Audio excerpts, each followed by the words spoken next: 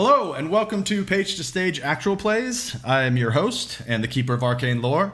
My name is Seth. We're playing Call of Cthulhu 7th Edition tonight. We're continuing our mini-campaign, patchwork campaign, called the Arkham Chronicles. And we have our cast returning, so Steve and Johnny are back with us playing Edward Cain and Smiles Lamone. And we have a returning cast member, Thomas, who's playing Arthur Belmont tonight. So last we picked up, we had some technical difficulties in episode 1. We obviously lost video about halfway through, and we ended up stopping as the party was leaving the sitting room. So they were leaving the sitting room. Preston was kind of whisked away by Glenda, which was kind of an older lady who took an interest in Preston and whisked him away into the library. And then Smiles and Edward kind of followed suit. And they're following them in there. So I guess we'll pick it up there. Do you guys still wish to go into the library? Do you want to go somewhere else? It's up to you guys. Yeah, the library. I believe that's where we were heading to. I was telling... sorry, what was your character's name again? Edward. Edward? Yeah, I was telling Edward how if he wanted to be where the people with real power and money are, that you always go to the study or the library. Because that's where they'd be. Nice. Okay, so we'll pick it up at the library. Let's see here.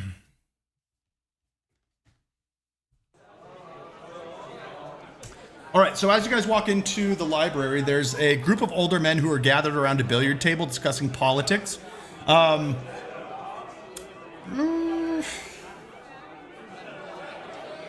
Mr. Cain, go ahead and give me a knowledge roll. This should probably be a slam dunk if Preston were here, but no Preston. So. Oh, Preston. Knowledge it is. Let me find my knowledge button. That sounds dirty. Sorry, my friends. That's how I ended up with 3 kids, man. Oh. Just that knowledge. I got the 5, so I feel you. Lots of good knowledge. Oh, hell yeah. Okay, help me out, DM. I see education, intelligence. Oh, that's my bad. I keep on calling it knowledge. It's an edu roll. Yeah, give me... Edu. Yeah. Copy that. Yeah. My edu roll then was an 85 out of 60, so it's a failure. Pretty bad, too. Okay. So, yeah, so you don't know the guy standing there. There we go. Okay. Let's see. The old men who are sitting around talking politics. Near the fireplace, you see a couple of gentlemen talking, and then you see Preston and Glenda talking to 3 young men at the far side of the room, and they all seem to be a little bit younger, and they're all chatting as well. Yeah, they were the baseball group, right?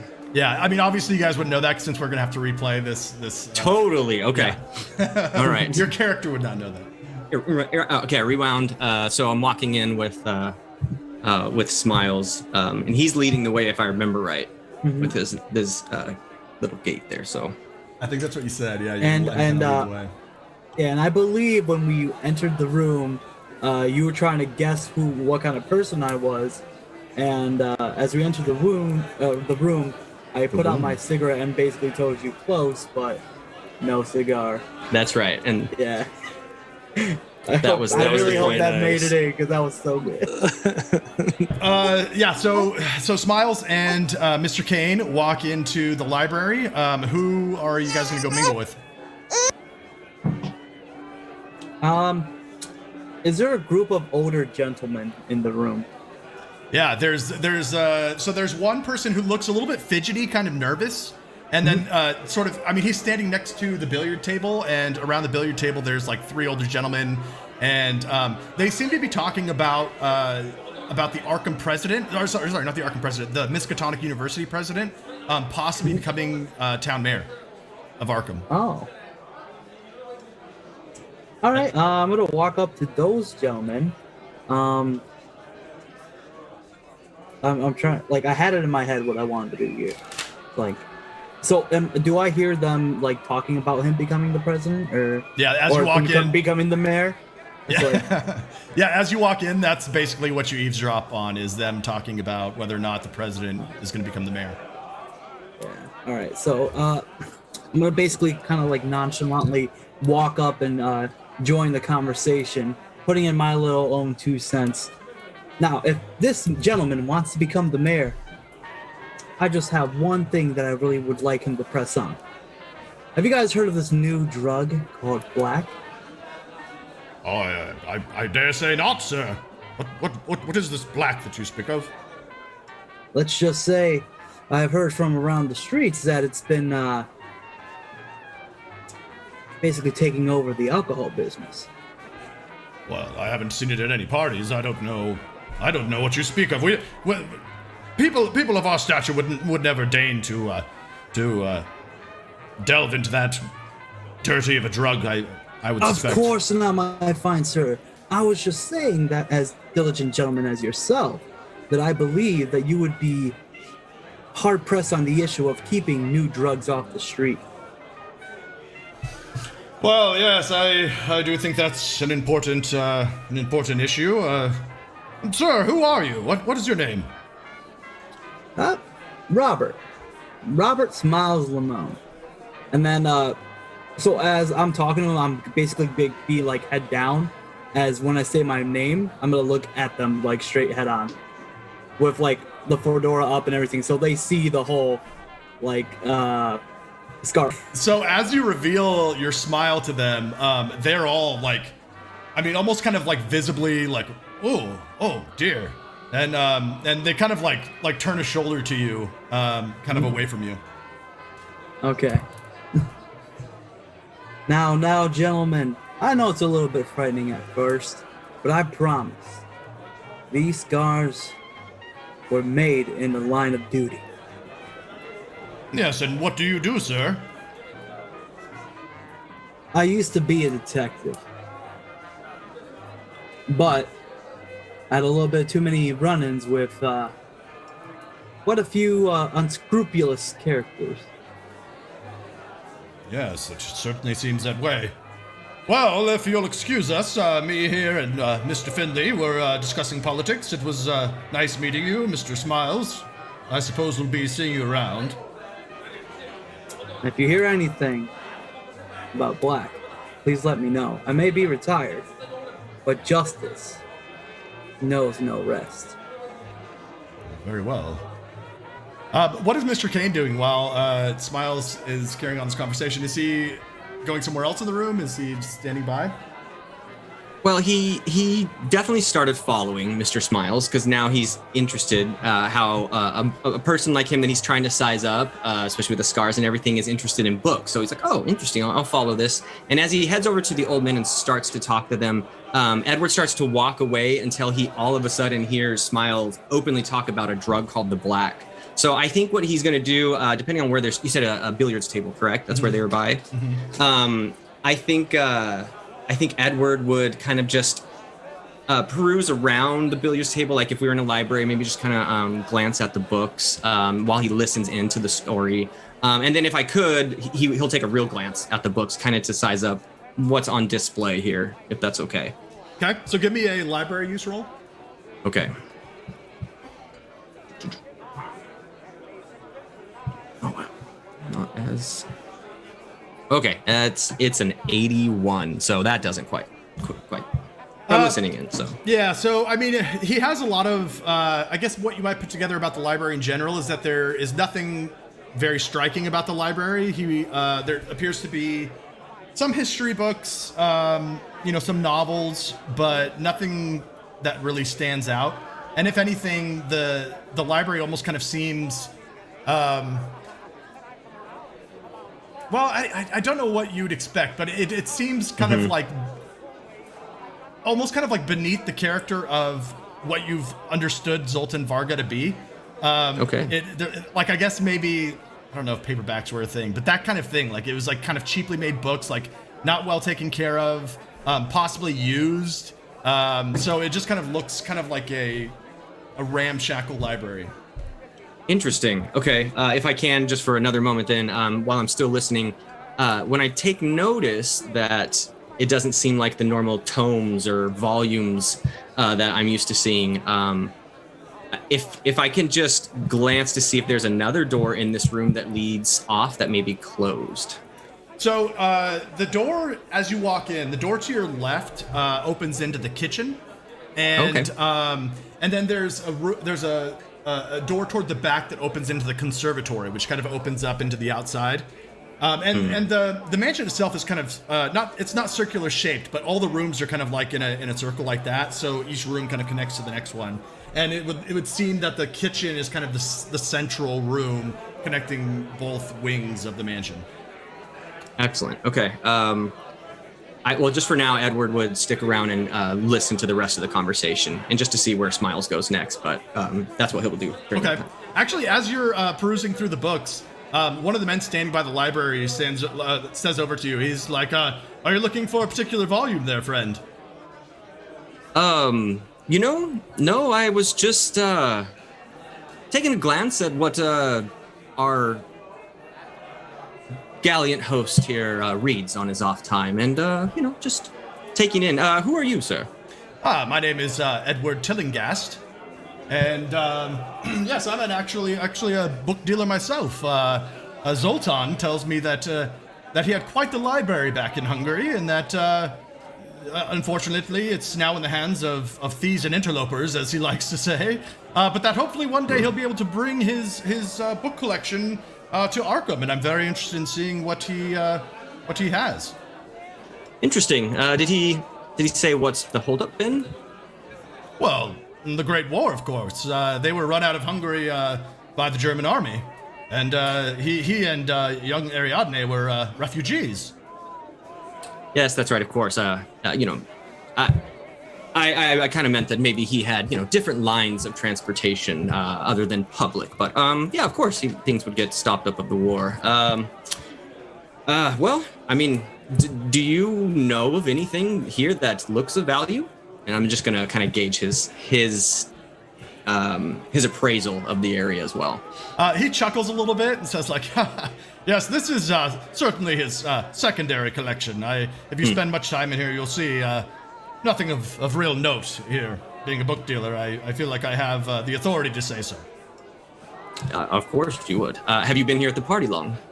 Yes, well, me and my friend here, and he kind of introduces you to the man standing next to him. The man standing next to him has extremely blonde hair, and he looks kind of like dressed like a European, I guess, if that is such a thing. He's like, "This is my friend Andreas Verhoeven," and he's like, "He's a local art dealer." And sir, your name? What? How rude of me. Oh, no problem, of course. Cain, Edward Cain. Ah, Mr. Cain, yes. So Andreas is like, yes, I own a local art gallery here in Arkham. I deal in rare paintings. Rare, you say? As in rare artistry or rare acquisition? Both. Anything that strikes my fancy, I put into my gallery for my collection, and I also deal in paintings if you're interested in purchasing any for yourself. I mean, I'll be in Arkham probably a little while longer. I wouldn't mind coming by your gallery. Do you have a card? Yeah, certainly. And he hands you a card. I'm on the north side. I see. Okay. Thank you. What'd you say his last name was? I was trying to write it down. Verhoeven. I'll put it down. Verhoeven. Okay. I will write that for my own pronunciations. Okay. Perfect. All right. Very good. And I'm going to kind of lean into both of them, their conversation now. Have you gentlemen seen anything of value in our host's house? Well, what might you be speaking of? This is Edwin talking to you. Rare collections, of course. He may not have his books here, but I'm sure he brought something of value, maybe a family heirloom, anything that he would put on display. I haven't had a chance to walk around this house, and I figured since you gentlemen now here know a good bit and work with our host, maybe you know a thing or two around the mansion you could show me. Oh, yes. Well, I don't know that there's anything in particular to show you. He has very fine furnishings, and this is one of the older mansions here in Arkham, of course, but my feeling is that he may not have had much time to put together the mansion to his liking, of course. He's, once again, a man on the run, and I think he's had to quickly put things together here, unfortunately, for him. It must be very difficult for his daughter, I'm sure, who is used to a life of luxury and has to be in such a second-hand type of situation. Sick burn. I'm sure it's better than being in war-torn Hungary, anyway. Of course, I sound so heartless. Going to these parties weekend after weekend after weekend.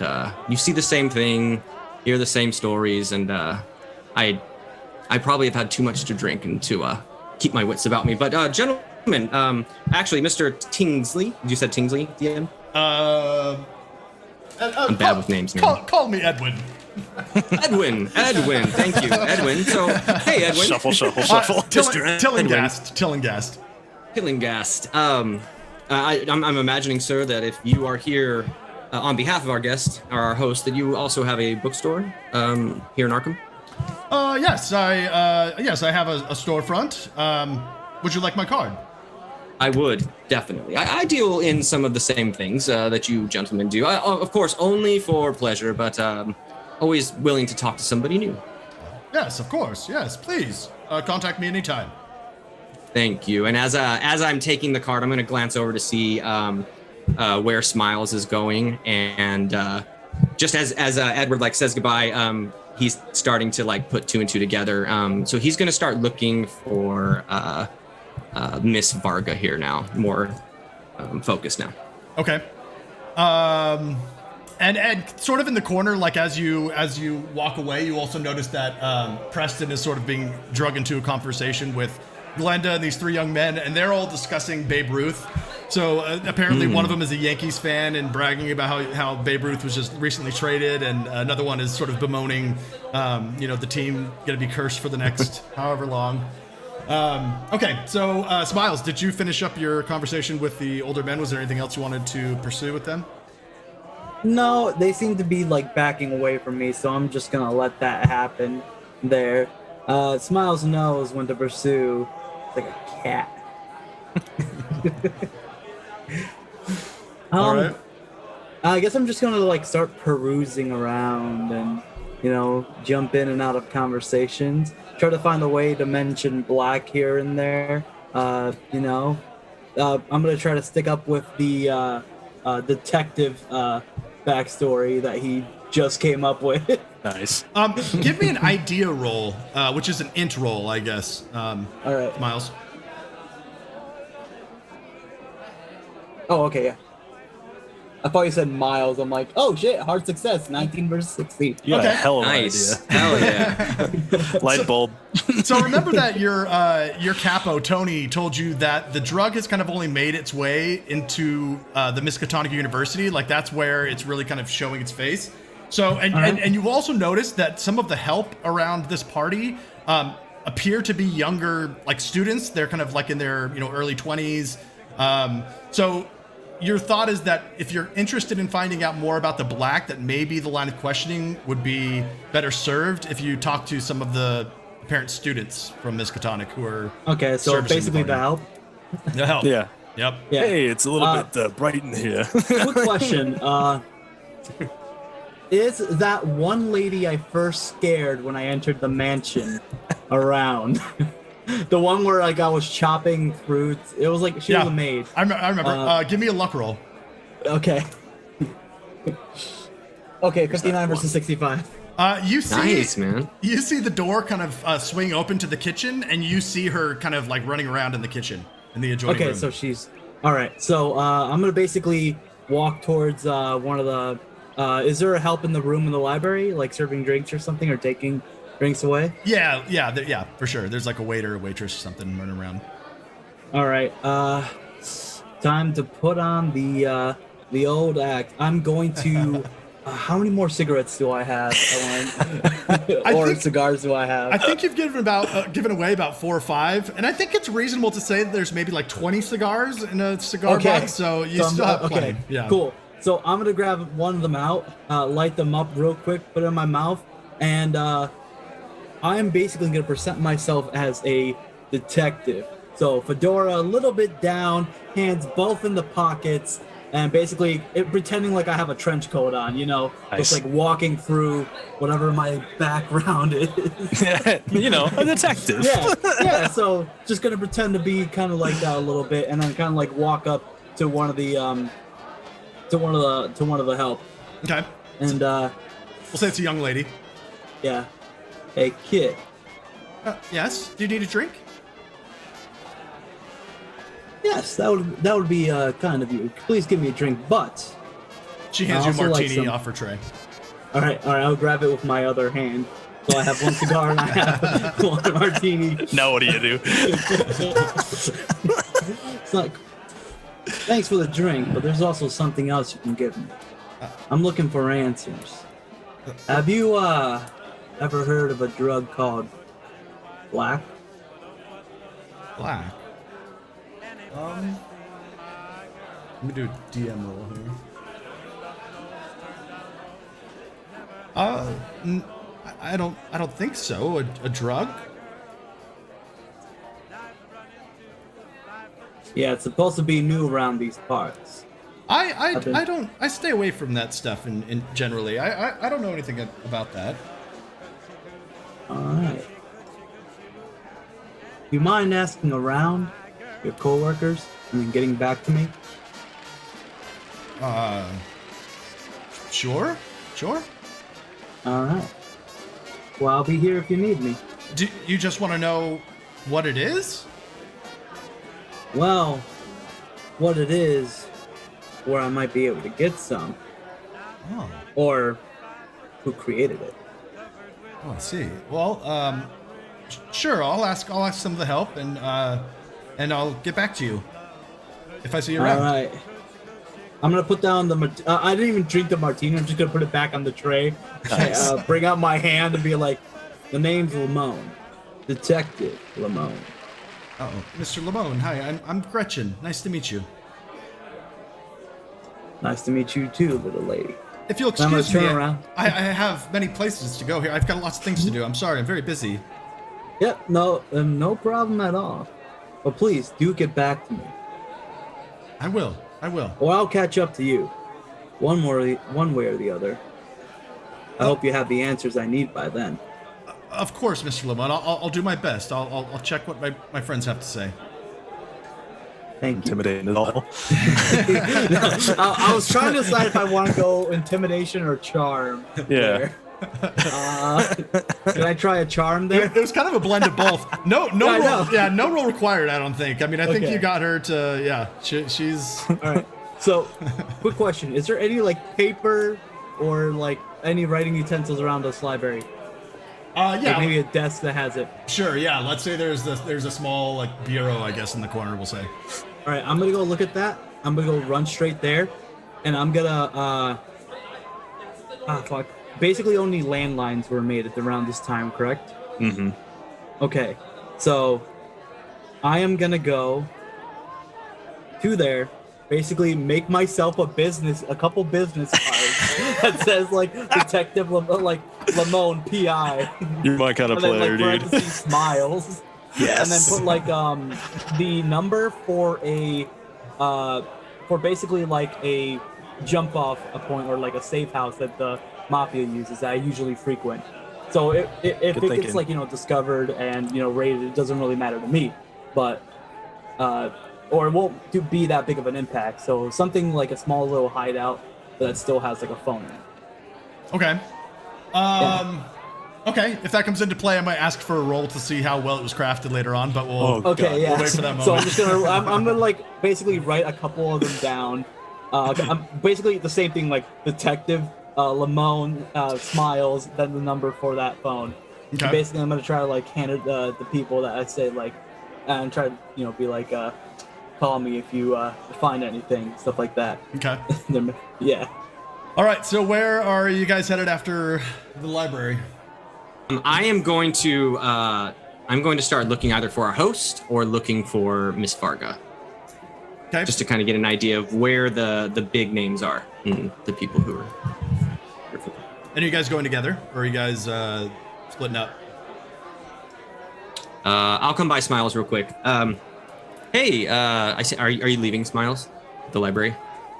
Is this before or while or is this before, after, or while I'm making the detective? I'd say he probably That's approaches true. you at the bureau, like as you're scribbling stuff down. Well, definitely. Yeah, definitely. Because I'll come by and kind of like set down a martini glass for him because I noticed that he put his down. Like, you forgot this. If you're gonna play the role, Smiles, you might want to drink a little more. The law like to get a little tipsy at charades like this because it's the only time they can let loose, really. And I'm gonna put a hand on his shoulder. And Smiles, when you feel his hand, there's nothing really special about Edwin's grip or anything. Like you feel like you probably flip him over your shoulder in a moment. Go ahead. When you put your hand on my shoulder, is that at what point did you say the law? Oh well, it was more of like the law, that sort of a thing. Okay, yeah. So basically, when you say the law, I turn to you like, law? What law? Where? Like, oh, Nice. yes. I almost spilled the drink that I'm holding as you like turn around real fast. Jeez. I heard your charade there about being a detective and something about the blacks. So if I'm in the know and you're in the know, I think you might need to cut me in on some information here. Whoa. Smiles. First of all, I'm not racist. I'm gonna take a long drink. And then and actually probably look around to see if anyone's around because that was probably something not very spoken around here. So yeah. And second of all, I'm gonna grab the martini. Thank you, I forgot it. I'm just gonna down it all in one go. Nice. So you're not here for the lady, as we once said you were, are you? And I'm here for any lady if they want me. I take what I can get. And that's what I know about you now, Smiles. And I am now going to take out a money clip, and it is a very thick money clip.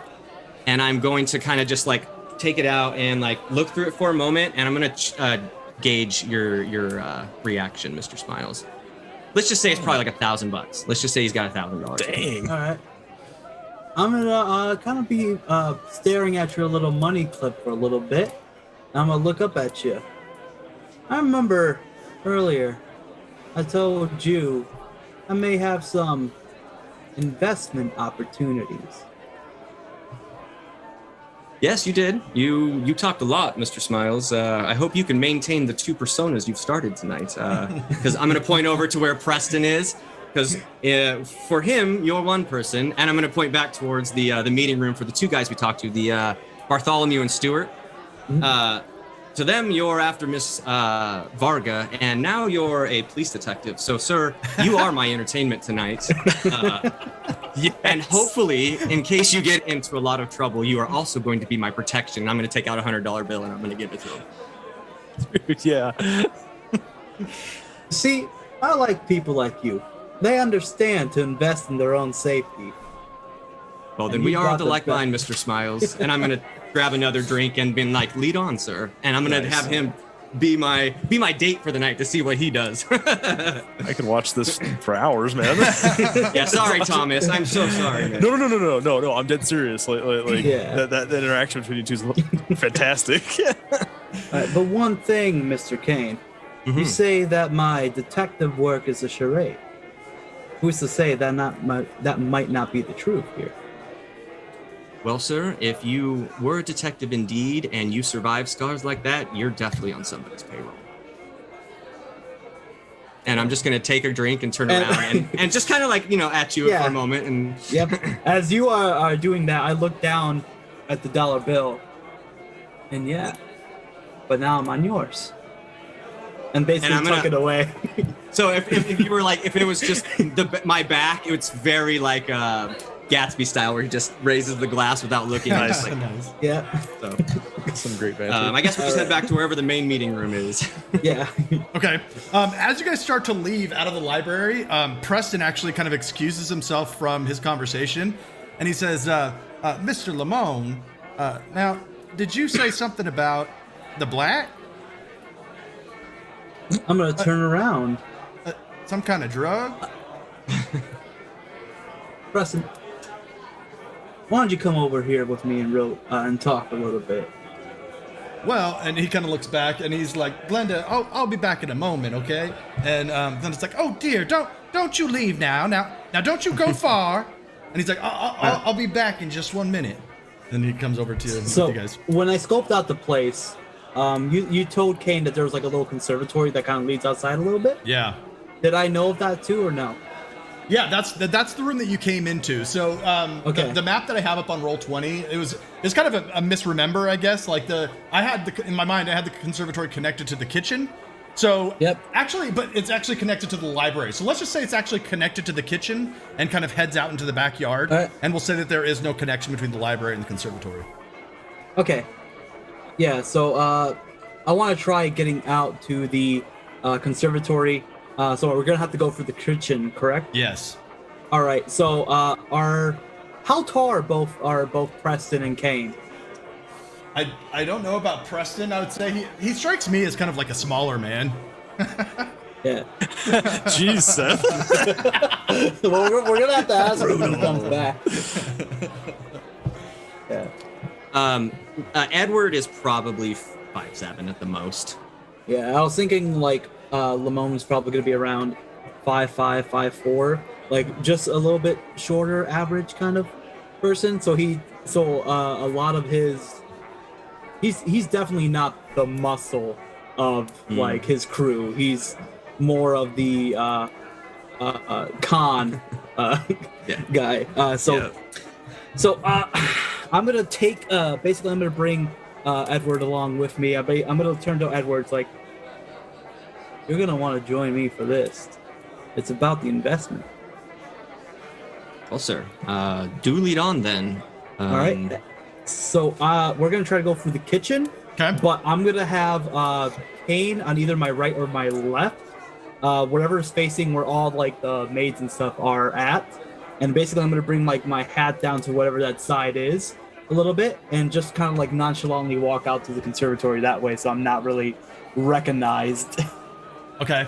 Are you looking around the room as you walk through, or are you just kind of like keeping your head low? Keeping my head low, but trying to look at like, feet so I don't bump into anybody or anything like that. Okay. Just trying to be conspicuous. Okay. All right. So you lead them through the kitchen and out into the conservatory. There is a small party sitting out there. There seems to be there's a gentleman with white hair, but he doesn't look to be an old man. He's like and he's talking to two like middle-aged women out there in the conservatory, just kind of like talking quietly. All right. And this is just like another room, right? Yeah. It's kind of like it's kind of like a room that has like very open windows. Like it shows a lot of like the backyard. It's kind of like an outdoorsy kind of indoor room. So kind of like a porch in a way. A little bit. It's still covered and has a roof and stuff like that. And it's indoors. Like a really, really nice porch. Yeah. All right. So and we can go into the backyard, correct? Sure. Yeah. And is there anybody out there? Nobody's in the backyard right now. No. All right. Gentlemen, if you would follow me.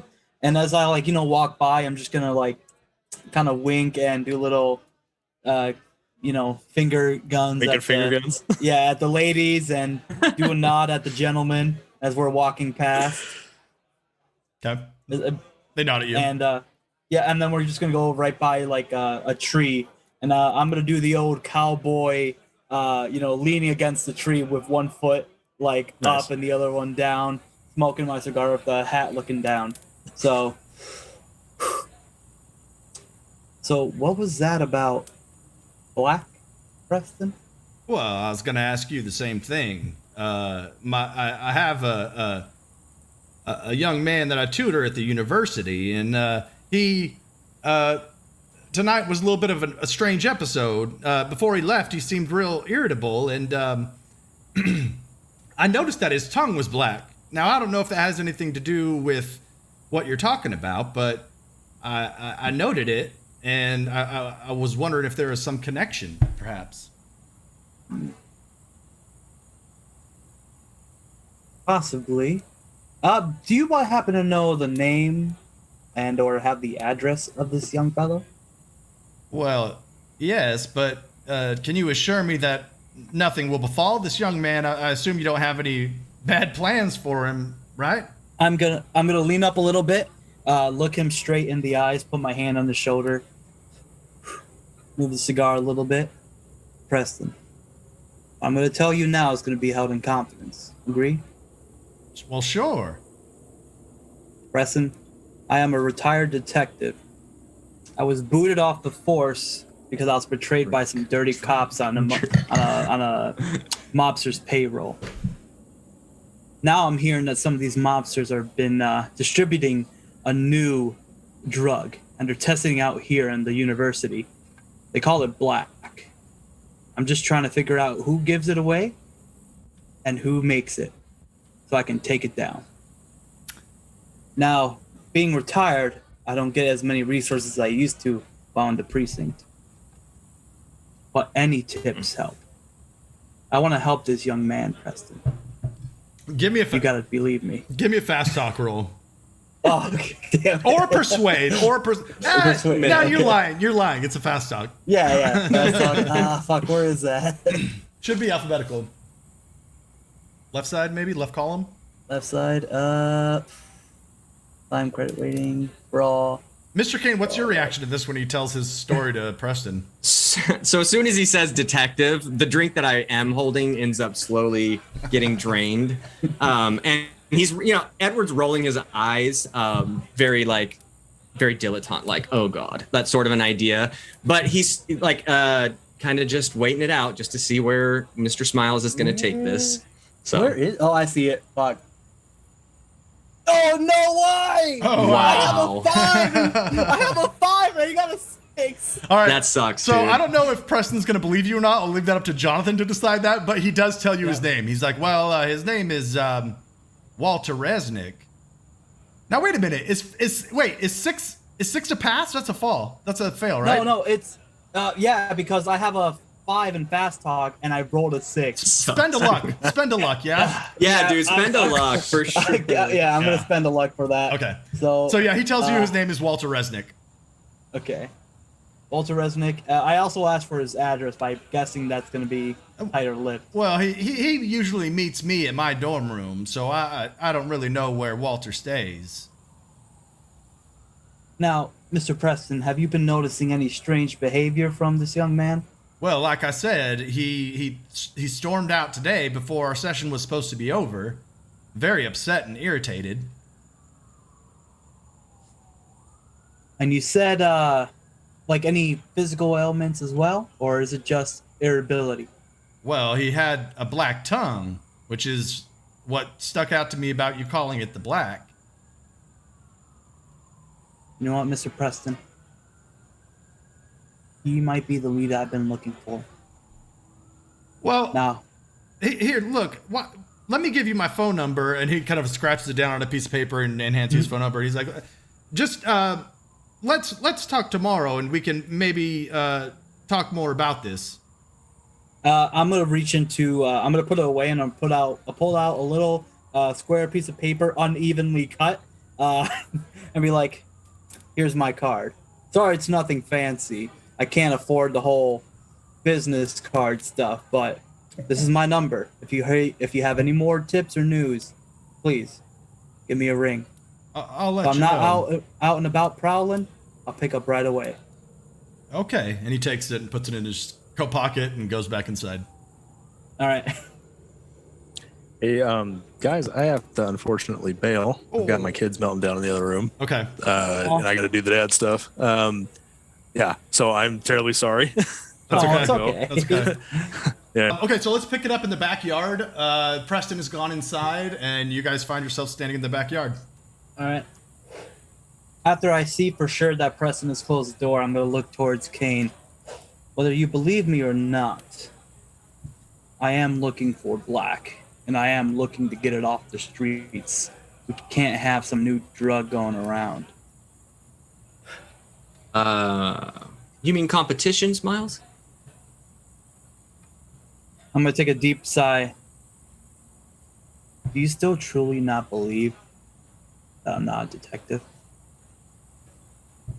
You know, if I have learned anything about this lifestyle, and this is like a almost kind of a layer, all of a sudden that Edward's going to open up to, because like there's a drop in his in the whole act. Oh yeah, like I was gonna say the whole thing too. Like my Yeah. face is now like sullen. The smile is just a bland line. That's perfect. Yeah, in fact, so I think like his eyes rest on your relaxed face for a moment, and you can see in his eyes just for a moment he wonders like the pain level that you must have gone through. But then his eyes meet yours again, and he goes, "You know, out of all the parties that I've gone to, Smiles, the only thing I have ever learned is there isn't really anybody who's real at these parties. It's always about your paycheck, your name, what you can provide for the next person. I, of course, know this because I am one of those, and I'm going to raise my glass at you.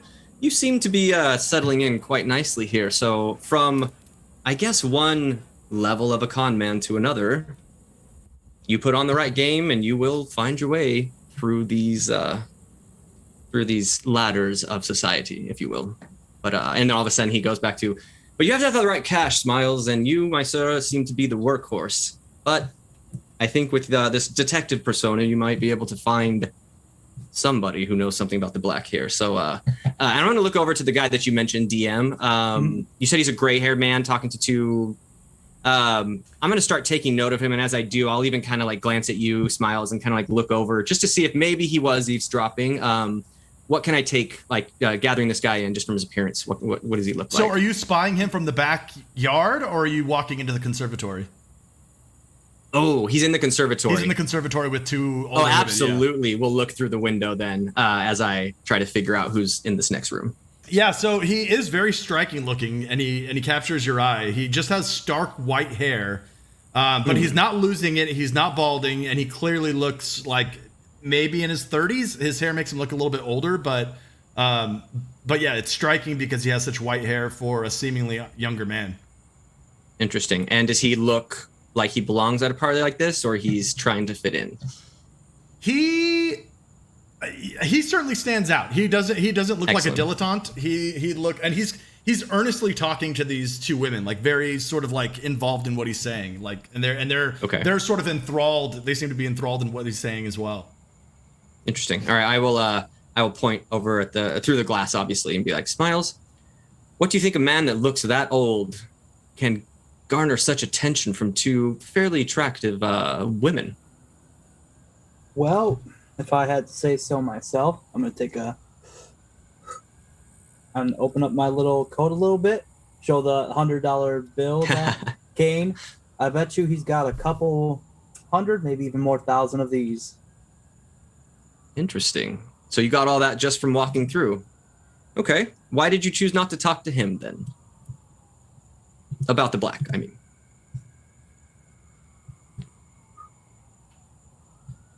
You see, in life, you gotta make some decisions. Either you gotta take it all in, or you gotta focus on one little thing. I for sure now know that there is a student picking black.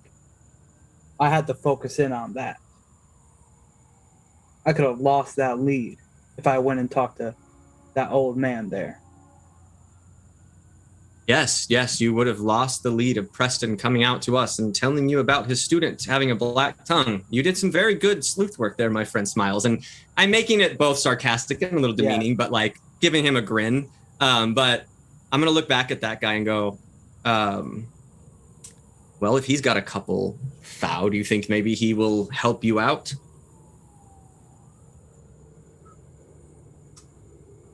I don't know.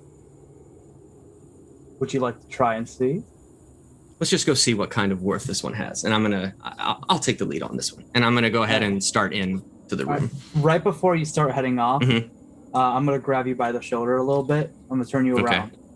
Okay, after you do that, there's like that little startle at first too. Yes. You see, Cain, I thought about what you were talking about, the lifestyle that you've been living.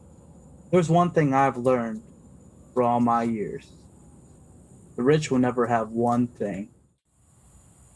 True friendship. Because you are no longer just a person. To others, you're their ticket. You give them the money, they be nice to you. And Not- I'm gonna bring back my smile. Mhm. Maybe in another life, you and I could have been damn good Broadway actors. So I'm gonna extend my hand, and so maybe let's start as acquaintances. Acquaintance partners at this point, because I did pay you to protect me, and I'm going to go ahead and shake your hand as well. And then there's a little bit more of a I stand up a little bit straighter as I realize I have kind of muscle behind me, and I'm going to go ahead and walk into the conservatory. I don't have at this point. I'm going to put a drink down. I'm going to slick back my hair a little bit more. I'm going to fake my smile, then turn around and head back into the conservatory and straight over to where this man is talking. Are they sitting down at a table or a sofa or anything? They're standing up, and as you Okay. enter into the room, you overhear him, and he says, "Now, believe there is nothing to fear. Sometimes things happen we don't expect." But and then he sees that you're walking in, and he's like, "But we'll try another evening. I'm sure we'll have more success." And he sees you kind of approaching him. He's like, good sir. Hello." Hello, sir. You, my friend and I here, we were just chatting outside, trying to find some fresh air and all of this. And I'm going to look at the smoke haze that's obviously all over the ceiling. But you would look like you were having a lively conversation, my friend and I. Could not help, if you do not mind, to notice how white your hair is and yet how young you look. So I must say that I am here for a story about this. And it's a little affronting, but that's kind of how Edward just straight up speaks. And he sits down or basically stands within his presence so that the guy is kind of blocked from exiting. He says, "Oh yes, well, I am very used to people asking me these types of questions. My name is Gerhard Winch," and he shakes your hand and smiles. Have you come in at this point? Yeah, I've been basically following behind him. I haven't really said anything. Okay. Just taking the last few puffs of this cigar and trying to find a tray to push it in. Otherwise, I'm just gonna throw it outside. Okay, so as you guys walk in, he shakes your hands and then flips you his card, which I just showed you on roll 20. And he says, I get this question very, very often. My name is Gerhard Winch, and I am a spiritualist. And you ask about my hair. When I was a young child, I was climbing a tree and fell out of it. And when I woke up, I was suddenly could see dead people. And this gift came upon me without my asking, and since then I have taken advantage of my newfound skill, and I have become a spiritualist. I see. I'm gonna look over behind my shoulder at Smiles. Honestly, just give the wide eye, wasn't not expecting that type of look. And then I had an aunt who also said that she could see dead people. In fact, she believed that talking to the other side was possibly the key to finding how to cross over. And please do not take offense by this, but I've known many soothsayers and fakes before. What is it that you can see exactly? I mean, is there something around here? I mean, do you see people as you walk around, or is it something you have to conjure? Yes. Good questions. Usually it requires some sort of seance, some ritual, and we will sit at a large round table and join hands. And yes, I reach out with my mind, and usually I'm contacted by Zen. Interesting. Do you know Mr. Sorry, I'm scrolling back up again because my mind does not remember. Do you know our host, Mr. Varga? Did he invite you here for the party? Yes. Well, I am actually better friends with Ariadne, and and he kind of lifts his glass. He's like, to her, and to all like her.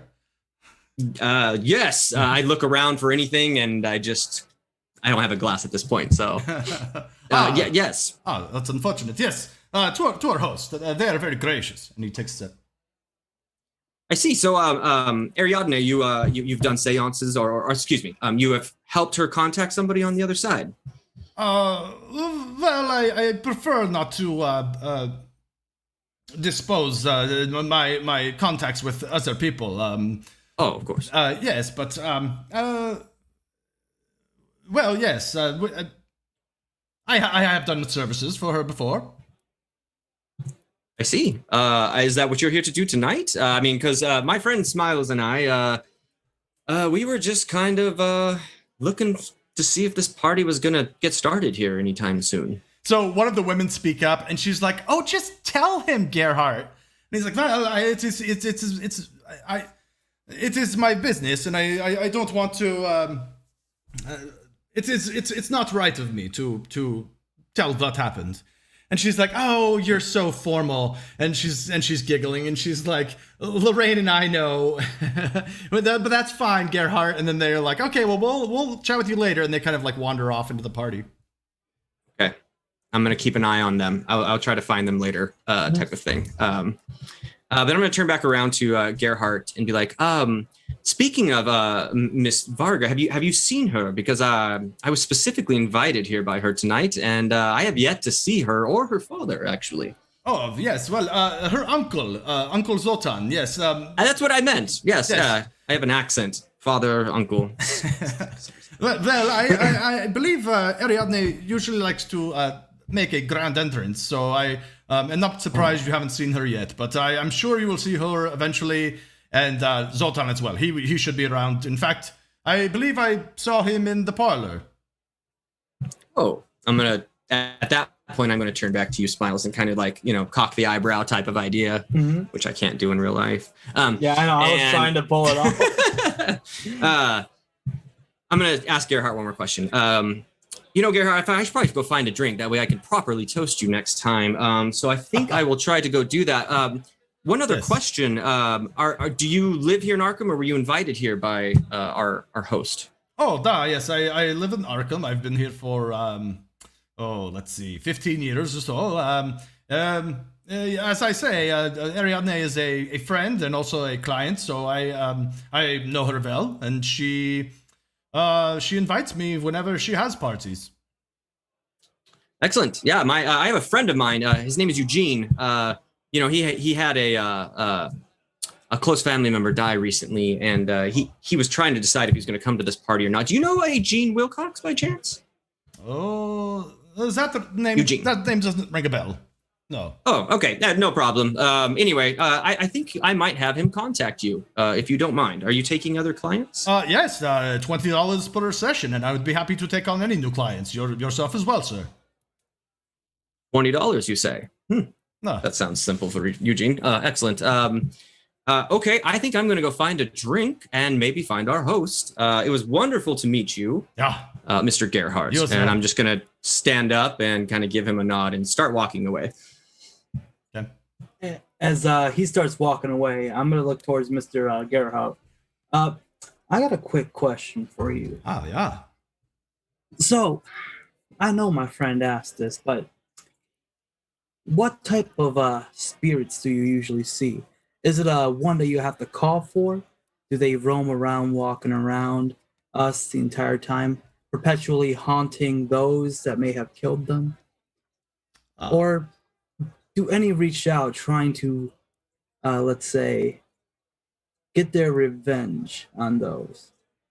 And is a spiritualist just one that sees spirits, or can they also look deep? And as I'm like getting a little bit more, like his Smiles is getting a little bit closer to his face, can you just look deep into someone's eyes and find out what kind of human they are? Well, to see what makes them drive, to see the fires, the coldness. Or is it just like something completely different? Well, there are many questions there.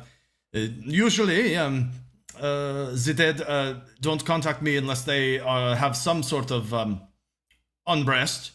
Many people who die happily are difficult, or more difficult to contact. But it sometimes I am inhabited by spirits. Sometimes I see them. Sometimes I feel their presence. Sometimes I hear their voice. It depends on the spirit, I suppose. Have you ever done police work, Mr. Gerhardt? Well, when I was a child, after I was given my gift, I did help the police back in Germany, of course, find the murderer of a small girl. All right. Well, Mr. Gerhardt, my name's Detective Lamone. Nice to make your acquaintance. Yes. And as I shake his hand, I basically have one of those little cut-up papers with like my number and stuff on it, and kind of just slip it into his hand. If you have any tips on any crimes that you wish to report, please give me a call. Of course, I will give you a call. Yes. Good to meet you, Mr. Lamone. Please call me Smiles. And Gerhardt, I'm gonna say this a little bit like sinisterly, but at the same time very polite. Take care of your health. Thank you, sir. You as well. And I'm gonna go and follow Cain. So, Cain, did you during that little interaction there? Did you already head into the kitchen, or did you kind of wait up to see what he said? Yeah, I thought he was behind me the whole time, so I don't think Edward would have turned around for that part. He missed that conversation for sure. Okay. So as you walk into the kitchen, you see a couple of the help kind of running around and fixing up plates. And there's a door to your right. And as you walk in, you hear someone stumbling up what sounds like basement steps. And a young man comes into the kitchen, and you notice that his eyes are red, and he kind of has like a dumb look on his face. And he's like, "Hey, man, you want to get hopped up?" Yeah. What do you got? Well, and he opens up he produces a little paper bag and spreads it and shows it to you. And there's some green herb inside there. I'm going to go ahead and sniff it. Would you be familiar with marijuana, Mr. Cain? I would. Okay, I would. then- Cain would. He's been around the countries for sure. Have I caught up to him at this point, or is this while I'm still talking to the? I think you're still talking to Gerhardt at this point. Yeah. Okay. Yeah. So it's reefer. I see. Yeah, you guys. Are you guys doing this down in the basement? Yeah, man. I got me and my buddy Eugene are down here smoking. Come with me. I'm gonna grab, if there's a drink or a tray of drinks nearby, I'm gonna grab one and be like, yeah, let's do this, because this party is pretty square. If that's, wait, is that the right timeline? No, it's not the right timeline. That's like a 50s or 60s thing. Probably, yeah. Sorry. This party sucks, and whatever the equivalent is, I promise. I apologize to that. That works. But I am going to look behind me before I go, and to see if my Smiles friend is coming with me. Okay. So he seems to be finishing up his conversation with Gerhardt. Do you wait for him? I will just linger by like, hold on, let me get a drink, and I'm going to like knock one over, and then like maybe just do a little stumble as if maybe I've started to have too much. But then I'll grab a drink and slowly make my way back. Probably time it with Smiles coming back in. Okay. So yeah, he makes it to you, and then he's like, "Oh, you got a friend too, huh? You want to get hopped up, bud?" I don't know him, but hey, this guy says he's got, and I'm going to point at it. You know what? I haven't taken too much of that in my lifetime. It's time to make a new experience. You're in? Together then. Lead us on, sir. All right. And he, as he kind of opens the door to the basement for you, he's talking to you as he descends, and he's like, "Well, I'm Gordon, and yeah, Eugene's down here with me." And as you guys open the door and descend the steps, you guys like smell, the smell of, I think they call it Muggle. It's back in the 20s. So you I was trying to find it. Yeah, Muggle and Reefer were the two that I found. Okay. When you guys get down to the basement, Eugene is sort of he's sitting on a crate, and you can tell that he's already stoned. He's got red eyes. He's got an empty liquor glass next to him, and he's like, hey, do I know you? To you, Mr. Cain.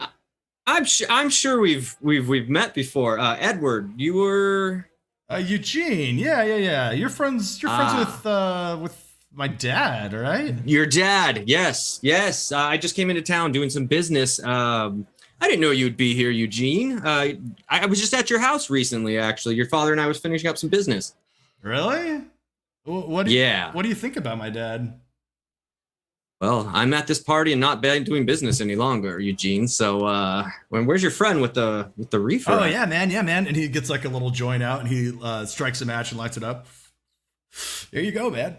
And he passes it to you. Thanks. And before I hit, I will go, hey, this is so funny. This made me think of something. Have you guys heard of something called the Black? Oh man. And Gordon kind of speaks up. He's like, yeah, man. I've heard of the Black. I know about that. Are you looking to score some? Well, I mean, I got into town a couple weeks ago, and I've heard that there's been some serious parties that I've missed out on. I'm gonna look back at Smiles and be like, I mean, I don't know about this guy. I mean, he's probably cool about it, but go ahead. Yeah, I was gonna say, I'm just stumbling because he doesn't know where to go with it. Yeah. Like as you look back to me, it's like, please, gentlemen, we are all of the high class here. You see, alcohol has been making too much of a cornerstone, and the mob's got, and all of the mobs in the country right now have just got the cornerstone on alcohol. With a new drug popping up, it's some time for some new investors. I'm gonna pull out that 100 that he gave me for his payroll, and nice. And we're looking to maybe expand and invest a little bit more. Well, man, I don't deal the Black. I'm just saying I've heard things about it. Do you know anyone who possibly might? Because we are very interested. Well, maybe. I don't know. I mean, I guess we can also cut you a little bit of a finder's fee for all the help. Well, sure. I guess so. I don't necessarily mess around with the Black, man. I've heard some bad things about it. You know that you. Yeah, I mean, once you do it, that's all you want. So I mean, it's the same thing with alcohol, isn't it? You drink a little, go home, beat up your wife, kill someone. No, man. No. The black is different. It's different. And I don't know I don't know how much public knowledge this is, but I know a few students on campus who have died from it. And I haven't seen it in the papers, but I'm telling you, like they got into the Black and died of natural causes a couple weeks later. It's just, I would be careful with that. I don't know if that's something you want to look for. But you said you could get it. Well, I know the guy who, I know a guy. You know, just point us in the right direction. You'll still get your little finder's fee, So that, and maybe when it's the next big thing and, everyone's doing it and, there's a lot of money to be made, you might have made yourself quite a rich man. So Eugene kind of at this point pipes up and he's like, Gordon, man, you're not trying to be a drug dealer, are you? And he's like, no. This guy's offering what, $100 if I tell you the guy's name? Oh, I was gonna say a little bit more, like 5% of all total sales as well. Total sales of what? Well, we're planning to invest and expand Black, and let's, we'll take a little cut of all the dealers. Then that's what we get, and from what we get a little bit to you. I don't want to be help me to help you. Look, to help everyone. Look, man. Look, I'm a student, okay? I'm still trying to finish college. I want to go on and have a career. I don't want to get involved in all this, but if you give me that $100, I can tell you a name. All right. And just to be clear, if this name turns out to be a fake, I'm going to lean in close and right into his face. I will find you, Gordon. Look, man, I don't want to get involved in anything here. I can tell you what I know, but I I don't know what you're gonna find. All I'm asking is for you to point us in the right direction, Gordon. I got a name, and for the $100, I'll tell you the name. All right, I'm gonna hand over the 100. And he takes it quickly and says, Paul Rogers. Paul Rogers. All right. Yeah, man. Hey, and don't tell anybody that you heard that from me. You got it? This kid, I don't know where he gets it from, but I don't want to be involved in any of that. I mean, I'm a respectable student at Miskatonic. I don't want to be. I don't want my name attached to this at all. You understand? Yeah, no problem at all. No problem at all. If your information is right, no problem at all, Gordon. All right. I'm not with this guy. Yeah, it's like, I'm gonna hand the joint off. But like after, yeah, I was gonna say like after he says all right, and Smiles is gonna get his smile bag. It's like, you know what? Enough business talk. We've came here to have a great time. So let's light him up. So Eugene says as he takes a puff of the joint, he's like, so you said you talked to my dad? What was that? You talked to him today? What was that about? Business?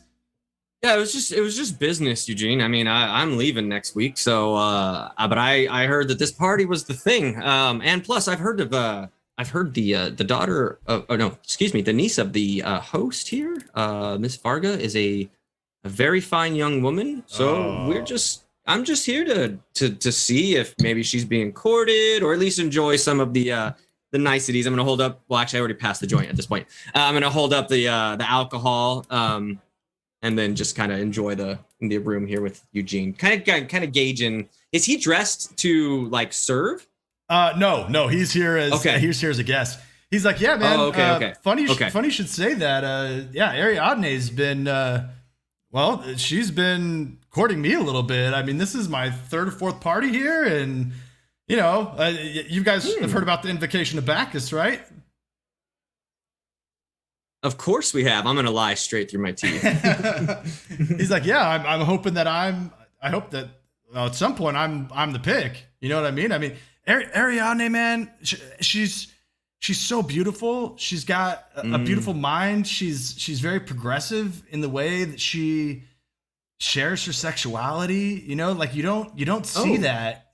You don't see that in social circles. Like everybody's so buttoned up. Everybody has like these rules about how they should act and what they should do. And like, she's not like that. She doesn't care about that stuff, man.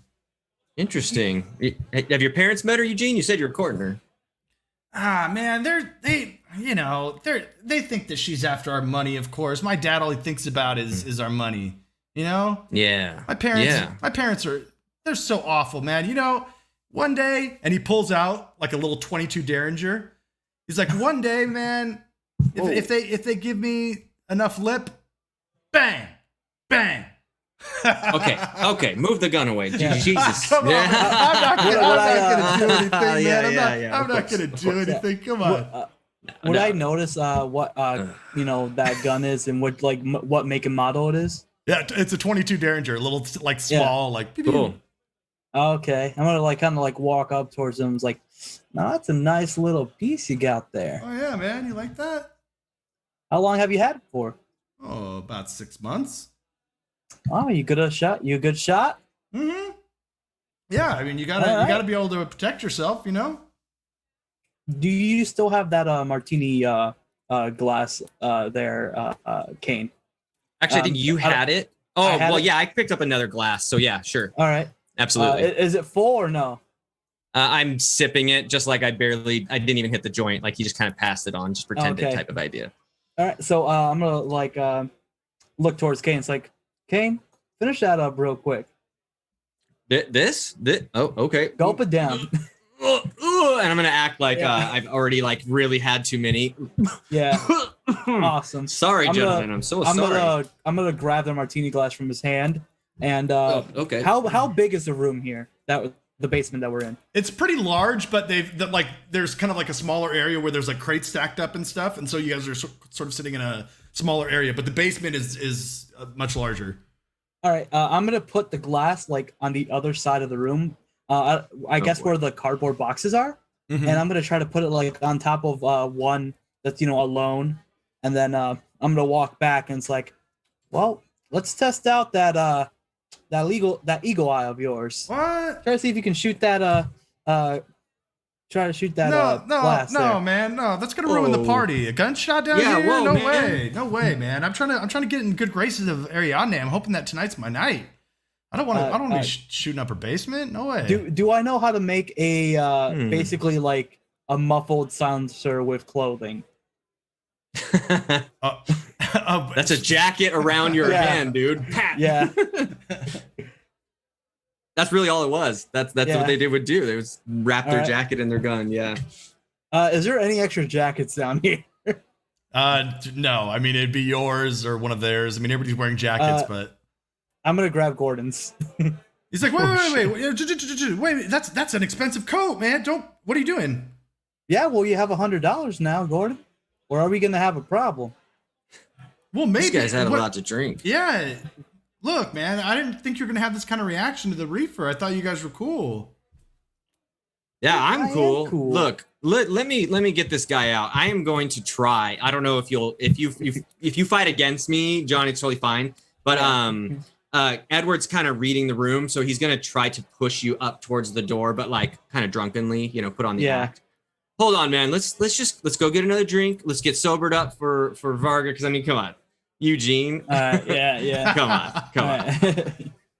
I mean, Eugene, okay. It's great meeting you, man. Great meeting you. Yeah. I'm sorry. I just wanted to see how good of a shot he was. You see, like guns, like I really like guns. Oh. I love the sound. I love the immediate satisfaction. Oh, makes me definitely one of man's best inventions. I get giddy around them. Okay. Okay. He is not here for Miss Varga, is he, guys? Yeah, so they look uncomfortable with you saying that, but they kind of like laugh and snicker, and like Mr. King cleaning it up there. So they're like, all right. Yeah. So are you guys making your way out of here? Yeah, I'm going to push him out towards, but I am going to, now know that I know where Eugene is, I'm just going to stick around and make sure to keep eyes on him now at this point. Okay. So, but as we get up the stairs, is anybody up here I mean, obviously people are working in the kitchen. Does anyone seem like they're bothering with us at this moment? no, I mean, you guys are kind of free to roam the house. There's nobody telling you where you should and shouldn't go. So, okay. Yeah. I'm going to look at you, Smiles. Well, it looks like you were right. Made one decision about one person to smoke a little reefer, and I found the person I've been looking for. But I do think because of me, Smiles, you now have found a name. So not only did I pay you tonight, but I have also done a favor for you. Don't you think? You make a compelling argument there. But the fact that you used the word favor means you're going to want something from me. I don't need a thing from you. All I could say is that guy down there, Eugene, the one that wasn't dressed to serve. Mm-hmm. Yeah, I'm kind of here to take him out as my competition. So I just need to keep an eye on him. So if you see Eugene try to steal away with Miss Varga, or better yet, Zoltan himself, and we're separated, of course, can you just kind of let me know so I could try to steal away and break that up? Well, if you wanted that, why did you stop me down there? 2 reasons. Number 1, if you fire a gun at a party like this, the only place that you're going to end up is in prison. 2, I think if you follow Eugene around, you might be finding a little bit more to than just a name about what Paul Rogers, I think.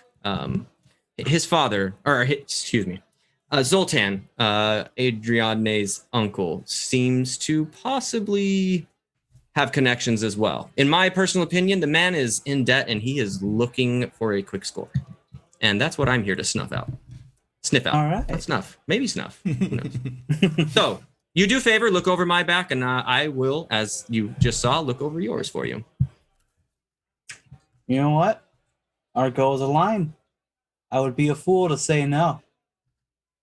All right, Smiles. We don't need to shake again, but I heard that Zoltan is in the other room. So why don't we go find out what the heck our host is doing here? So just a moment, like as you like toward the end of this little conversation, this interaction between you two, you see a man very well dressed, gray hair slicked back, an older man with a very neatly trimmed gray beard, come in through the dining room into the kitchen, and he's talking to one of the help, and it looks like he's kind of telling them what to do, and then he kind of looks up and sees you guys over there and approaches you, and he's like, "Gentlemen, I don't believe I've met you yet. My name is Zoltan Varga," and he kind of clicks his heels together and bows to you.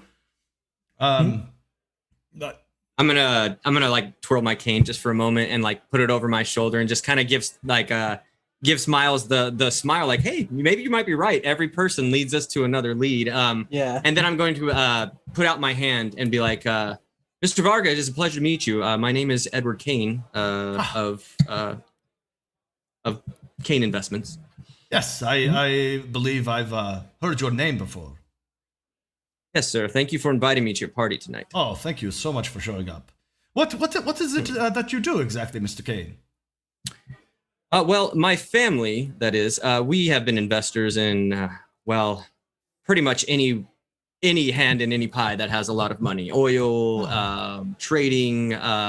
Anyway, that's the boring stuff. Myself, what I've been doing with my own fortune is looking into priceless pieces of art. I like collector's items. And I'm gonna like kind of look around, or actually, I just went through your library recently, and I noticed that you have quite a collection, although it seems like something is missing in there.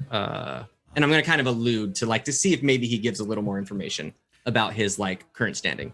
Indeed, yes. As you know, Ariadne and I had to flee Hungary, and I have quite the collection back in Hungary. And I plan very, very soon to bring my collection over and make Arkham more of a home if I'm not able to re-attain our estate back in Hungary, of course.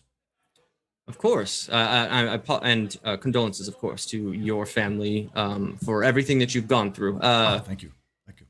But of course, you want all of your family heirlooms and your possessions. What seems to be the holdup? Oh, can't find transportation. Well, my estate back home is still in the hands of the thieves and the interlopers. So it is difficult to. And I am a wanted man in Hungary. Your name, sir? And he looks to you, smiles. He's like, and what is it you do? Oh, yes.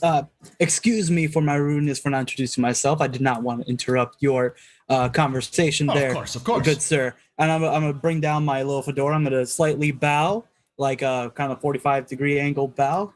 Try to be precise with it. And then I put my hat back on, outreach my hand. The name's Robert Lamone Smiles. Or you can just call me Smiles. Mr. Smiles. Very extraordinary. As you can see, I have a very obvious reason for that name. Yes. And kind of like my friend here, I dabble myself into certain types of arts. I prefer mostly observing other people. Are you a psychologist? No, I used to be a detective before I was forced to retire. But I still have, the old sense of justice here and there, and I am very, very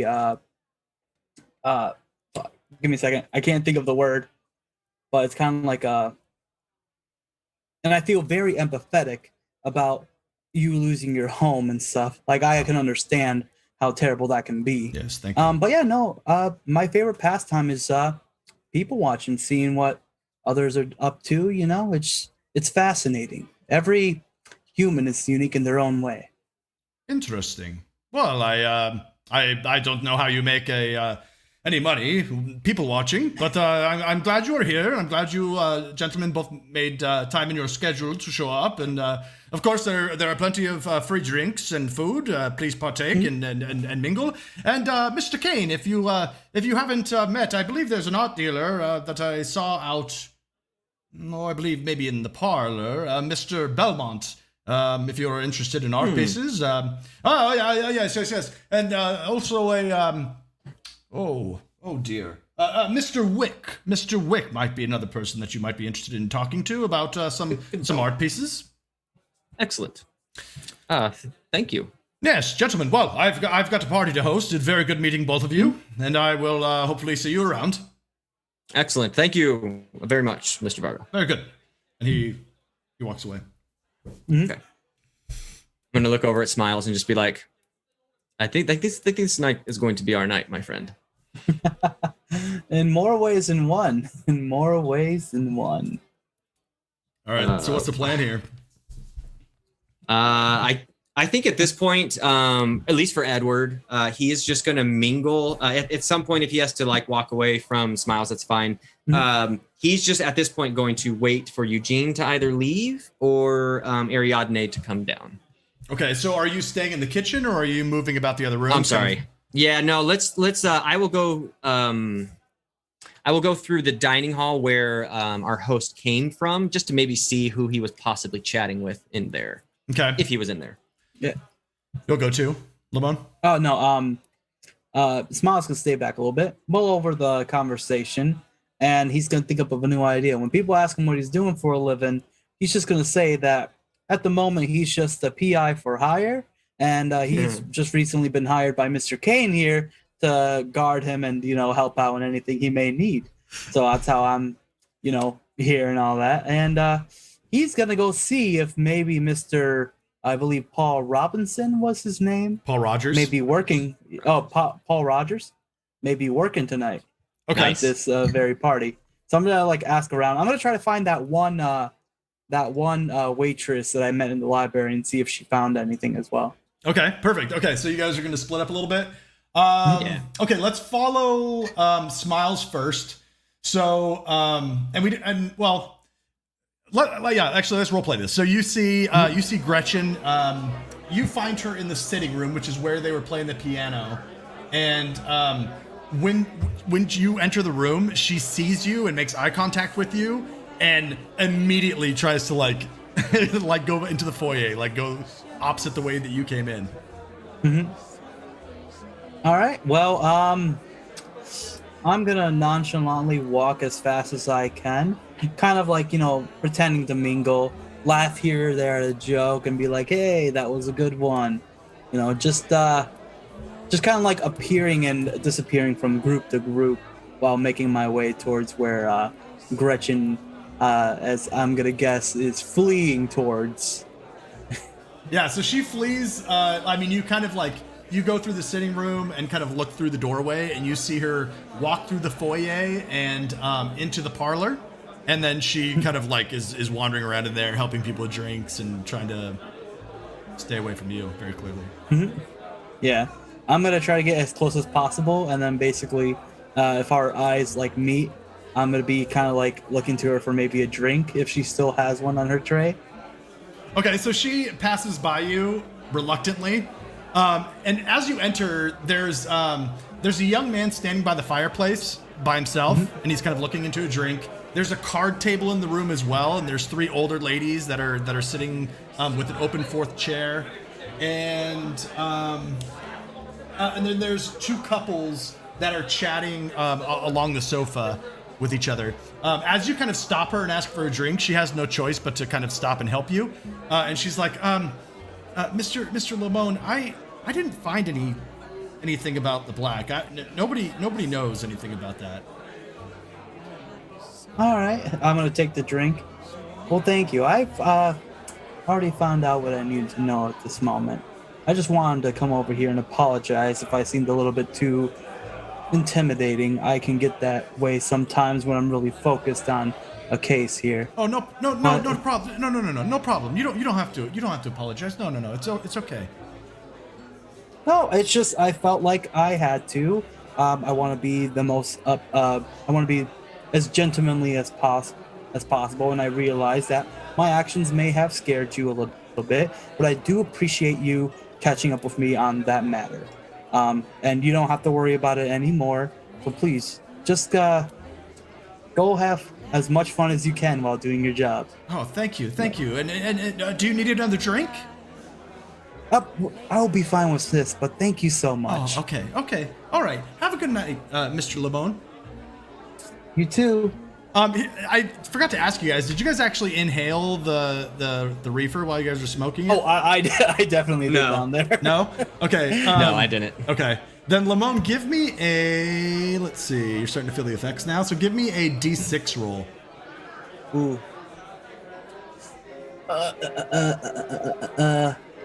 1. Okay, so you know what? You actually find it funny that this waitress seems so spooked by you, and you start laughing, and you find it difficult to stop. Like you're starting to feel the effects. You're like, That's great. and that kind of unnerves her, and she's like, okay, well, if you need anything, I'll see you around. And like. Yeah, no, I understand. God damn it. All right, let's move over to Mr. Cain. Let's move over to Mr. Cain briefly here. Yeah. So as you enter through the kitchen into the dining room, the room is blaring with Charleston music. You see a young man at the Victrola, I guess it might be, in 1920, and he's like looking at records and like letting a song play for 30 seconds and then swapping it out and playing a new one.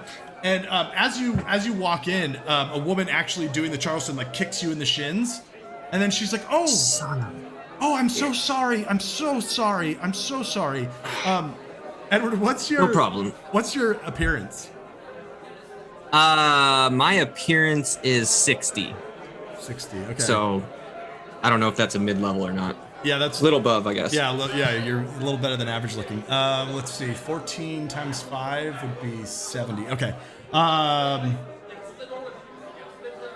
She says, "Oh, I'm so sorry. I'm so sorry. Are you okay? Yes. Are you okay?" That's quite all right. That was a great kick. I think you were off just a bit on the beat, though. That's probably my fault. Edward Cain. I'm sorry, man. Yes, Anna Washburn. I'm so sorry. Nice to meet you. What does Anna look like? She is has kind of darker hair. A young woman. She's maybe in her late 20s. And she kind of like excuses her partner for a moment, and like she's like, "I'll be right back." She's like, "You're okay? I'm really sorry about that kick." It was a good kick. My shin might be bruised, but that's okay. I've never been to a party out here before. Miss Washburn, would you mind maybe introducing me to some people? I really don't know anyone here. Oh yes. Well, please. Have you met Ariadne, the woman of the hour? No, but everyone keeps saying her name and speaks grand and regally about her. So I've just kind of been wondering. Yes, her parties are simply divine. The very best in Arkham that you can find. I believe she might be in the library. Would you come with me? I would love to. In fact, you know what? I know someone who was also looking to meet Ariadne. Would you mind if I find him real quick? Sure. I'll finish up my dance with Charles over here and come grab me when you need me. Excellent. Okay. I'm going to head back through the dining room, back into the kitchen. Is there still? Do I still smell the smoke of the reefer downstairs? Not currently. Okay. Do I see Smiles by chance? Are you in the kitchen? I am. No. Okay. Well, hell. Then I am going to not go back to Miss Washburn because that's very rude of me. However, I'm still going to do that, and I'm going to head into the library myself. Okay. Because I think that's the one next to the kitchen, correct? Yeah. So as you cross the kitchen, you find yourself in the library. Yeah. Okay. And you're looking for Ariadne? I am going to look for the person who's probably surrounded by everybody, if that's the case. But as I stand at the door there, if this map is accurate, I would like to try to keep an eye on if I could see if anyone comes up through the basement, just in case. So maybe I'm like pilfering around the door there. Okay. And that door is kind of a swinging door into the kitchen. Okay. So you Perfect. might be able to kind of like catch a glimpse as someone walks through. Yeah. But, Okay. So as you walk in, you do see a woman that you haven't seen yet, and she is surrounded by the three older gentlemen that were at the billiards table, and they're all kind of talking. And one of the older gentlemen is talking about a man that you would probably know named Roger Carlyle. And Okay. he's talking about an expedition that Roger Carlyle has gone on to Africa. And so you know, actually, Lamone or Smiles, you probably know who Roger Carlyle is too. He's sort of like he's a Manhattanite, like sort of a young playboy, rich. His family, Mr. Cain, you would know, is famous for his import-export business. And Okay. about a year ago, Mr. Carlyle, and you kind of hear this, like they're talking about this, but you also have some of this backstory for yourself. But about a year ago, Carlyle went on an expedition to Africa, specifically to Egypt. And just like in the last, probably in the last 6 months, there's been word that the Carlyle expedition has disappeared while they were in Kenya. And then the most recent news within like probably, so it's May 20th right now. This is probably news from April, is that Roger's sister Erica went off to Kenya herself to find out where her brother is gone. And so the men are chatting about that. So they're talking about Erica Carlyle. They're talking about Roger Carlyle and how he's this millionaire playboy. He was a fool to go to Kenya to think that he was going to find whatever he was going to find. And that he's, been duped and they're probably all dead at this point. And Ariadne is there talking with these three men, having that conversation. Okay. One more question. My information about Mr. Roger Carlyle, would I have known where he went to school? Is that like an accolade that's widely known? I would say because... Like Ivy School? Because you're from New York, I would say yes. Mm-hmm. And I think it was either Columbia or Yale, but I'll have to... so don't quote me, but it's one of either Columbia or Yale. So it was Ivy League. Okay. Yeah. Okay, excellent. Okay. I'm going to find a drink, of course. Does she have a drink? Does Ariadne have a drink in her hand? Let's say she doesn't right now. Excellent. Okay, so I will find a drink and break the ice by stepping by these three older gentlemen. And as I walk in, I'm going to put on the most charm that I can and be like, excuse me, ma'am, I noticed that you didn't have a drink at a party just as lavish and beautiful as this. And since you are the pitcher of such a party, by the way, the stutter is not him, it's me. I'm going to hand her a drink. One can only befit thy hand with another drink. And I'm going to put it up as in like a little bit of a cheers. Ah, thank you, darling. Oh, yes, I will take the drink. Oh, thank you very much. I'm so pleased that you could attend my party. And she puts out her right hand for you to kiss it. Okay, and I will do so with a very English bow as well, like just to kind of show my European roots where I went to school. So, roll me a credit rating. You got it. 64 out of 80 success. You notice when she puts out her hand, she puts out her right hand for you to kiss it, and you know, because you're used to these parties, that you should actually put out your left hand to be kissed. Correct. Okay, interesting. And I wouldn't know if this is like possibly something from her culture. Would I know that? Maybe not. Okay, excellent. That's totally fine. I'll take it anyway, and I will give her hand a kiss. And as I do, I will look over at the three older gentlemen, and I will just look at them and say, gentlemen, I do believe someone was about to play Baccarat in the other room, and they were asking if they could find three other players. So I will take this lady from your attention, ma'am, and I'll hold my arm out to her and see if she'll take it or not. So, and I'm gonna go all charmed if I could use my charm ability. Yes, give me a charm roll, and when you do that, one of the gentlemen smoking a cigar is like, yes, of course, there's somebody in the other room that needs us. Yes, of course, young man. Takes a big puff of his cigar and blows it around the room. Ah, shit. It's a 60 out of 50. It was close. That's all right. Yeah, I mean, you still get the desired effect. They'll buzz off. They get the idea of what you're trying to do, and they'll be like, yes, yes. But they kind of see through your act, basically. Totally, and I'll remember them. Okay, so anyway, I will as they go away, I'll face her completely and be like, is this your party? I've heard that you are the one that designs all of this. This is your vision. Is that true? Ah, yes, that's very true. Yes, my uncle, he appreciates the parties and he likes the social aspect of them. But yes, the parties are mine, of course. You know, I was just at the New York governor, by the way, the governor's mansion recently for a party such as this, and I have to tell you, I do believe your decor is probably better. They just liked drab colors, you know, everything that's not in, and I have to say, Miss Varga, you don't only put on good parties, but you also have a very good eye for fashion. Have you been to New York at all? No, unfortunately I've never been there, but it is one of the places I very much wish to go. Are you from New York? Yes, I have many, what would they have back then? Not apartments or penthouses, right? It would be a penthouse? Yeah. Okay. Yes, I have a few penthouses, but my family does own an estate in upper New York, yes, yeah. Oh. Well, I'm so sad that I've never gotten the chance to meet you before tonight. Please, I hope you will attend our party next week. Oh, you're having one next week? Yes. Well, my friend Eugene told me about this one, and I, luckily enough, got an invite. Ah, Eugene. So you know of Eugene. Oh, yes, he's a darling young man, isn't he? He very much is. I love the Wilcoxes. They are, they're business acquaintances, but they're good business acquaintances. But, you know, they are one of our lower level acquaintances, you know, probably the low to mid range. Investments are good, of course, but nothing like we see in New York, of course. Yes, yes. Well, Mr. Cain, please, I'm going to get our party started here a little bit. Would you mind accompanying me to the foyer?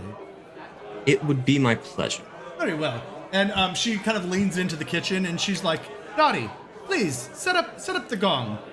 And one of the helps comes over and sets up just runs out the door. Let's cut over to Smiles real quick. So you were talking to Gretchen about the black. Are you guys good to go until 10:30? Yeah, I can do that. Okay, because we're almost done, but I have a great stopping point. So yeah. So, all right. Cool. Yeah. Okay. Okay. So what are you doing after you talk to Gretchen? How long am I laughing for? Just a minute, but I mean, like, just kind of like Okay. incorporate that into your role playing. Like you got the giggles, basically. That's the effect of, that's the effect of the reefer that you're smoking. I mean, what's the difference? Fair point. So where are you off to, or are you just gonna kind of mingle? Yeah, I was just like looking around. I've got like what my objective was there. I totally forgot to ask her if Paul Roberts was working. Paul Rogers. Yeah, Paul Rogers. I mean, you can find it. There's another help in the room. I mean, you could. Yeah, I'm gonna go. Yeah, I'm gonna go ask that. Gentleman or lady? Yeah, we'll say it's a young man. All right, I'm gonna go up to the young man, slightly giggling. It's like, oh, excuse me. Oh, yes, sir. Would you like a drink? Oh no, I already have one. Quick question: is there a young gentleman named Paul Roger working tonight? And he's like laughing along with you, like kind of like, is this a joke? Like, That's awesome. No, there's nobody on staff named Paul Rogers. I'm gonna get up close to him and like look him straight in the eye. Are you sure? Because I'm gonna like grab I'm basically gonna put the glass on. I'm guessing he has a tray, and then put my hand on his shoulder, because I can find out if you're lying to me, and that's not gonna be very good for you. No, sir. I promise. I there's no Paul Rogers working. I have never heard of that guy before. Is he one of the guests? Does he look a bit scared or no? A little bit. He's a little bit like made uncomfortable by your laughing and like your intimidation tactics. Yeah. Yeah, I'm gonna look into his face real quick. And I'm gonna slap him on the shoulder. Ah, come on, I'm joking. I wouldn't harm you yet. No, but thank you so much. I'm gonna grab the glass back, and that's all I needed. Carry on. Okay.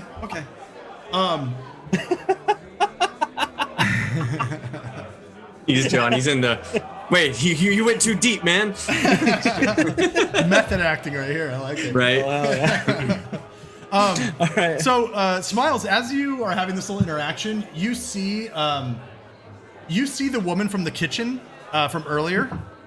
You see her in kind of like a very heated conversation with one of the men that you saw from the library, and he was with the older men. You didn't know who he was, but she seems to be in like a heated conversation with him, and suddenly she says, "You pig!" and it kind of like breaks the sound of the room. She splashes a drink in his face, takes off her apron, throws it on the ground, and storms out into the foyer out the front door. And this man who just got the drink put in his face, like kind of wipes it off and like looks around to see. And like the room has like, at least the room that you're in right now has kind of stopped and looked. And he looks like really embarrassed and is looking to leave. As like the room is silent for like a second, I'm taking my drink. And I just end up cracking up.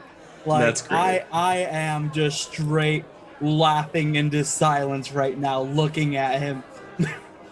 He looks and he sees you and everybody else kind of looking at him, and he makes a beeline for the foyer and out the front door as well. Look at him go! Look at him go! He's running! You're so. Run, That's little harsh. piggy, run! Oh, shit. Run before the butcher gets you! Nice. Smiles. So basically, I end up making a commotion. Yep. Okay. So let's come back over to Mr. Cain. Mr. Cain, as you walk through the sitting room with Ariadne, you see the two women who are talking to Gerhardt, and they're kind of like conversing, kind of away from the piano. And then, but Ariadne has your arm, so she takes you into the foyer, and one of the help is there, and there's a large gong set up at the foot of the stairs, and she's like, Mr. Cain, would you care to do the honors? And she hands you the little Mallet. the mallet. Thank you. Yes.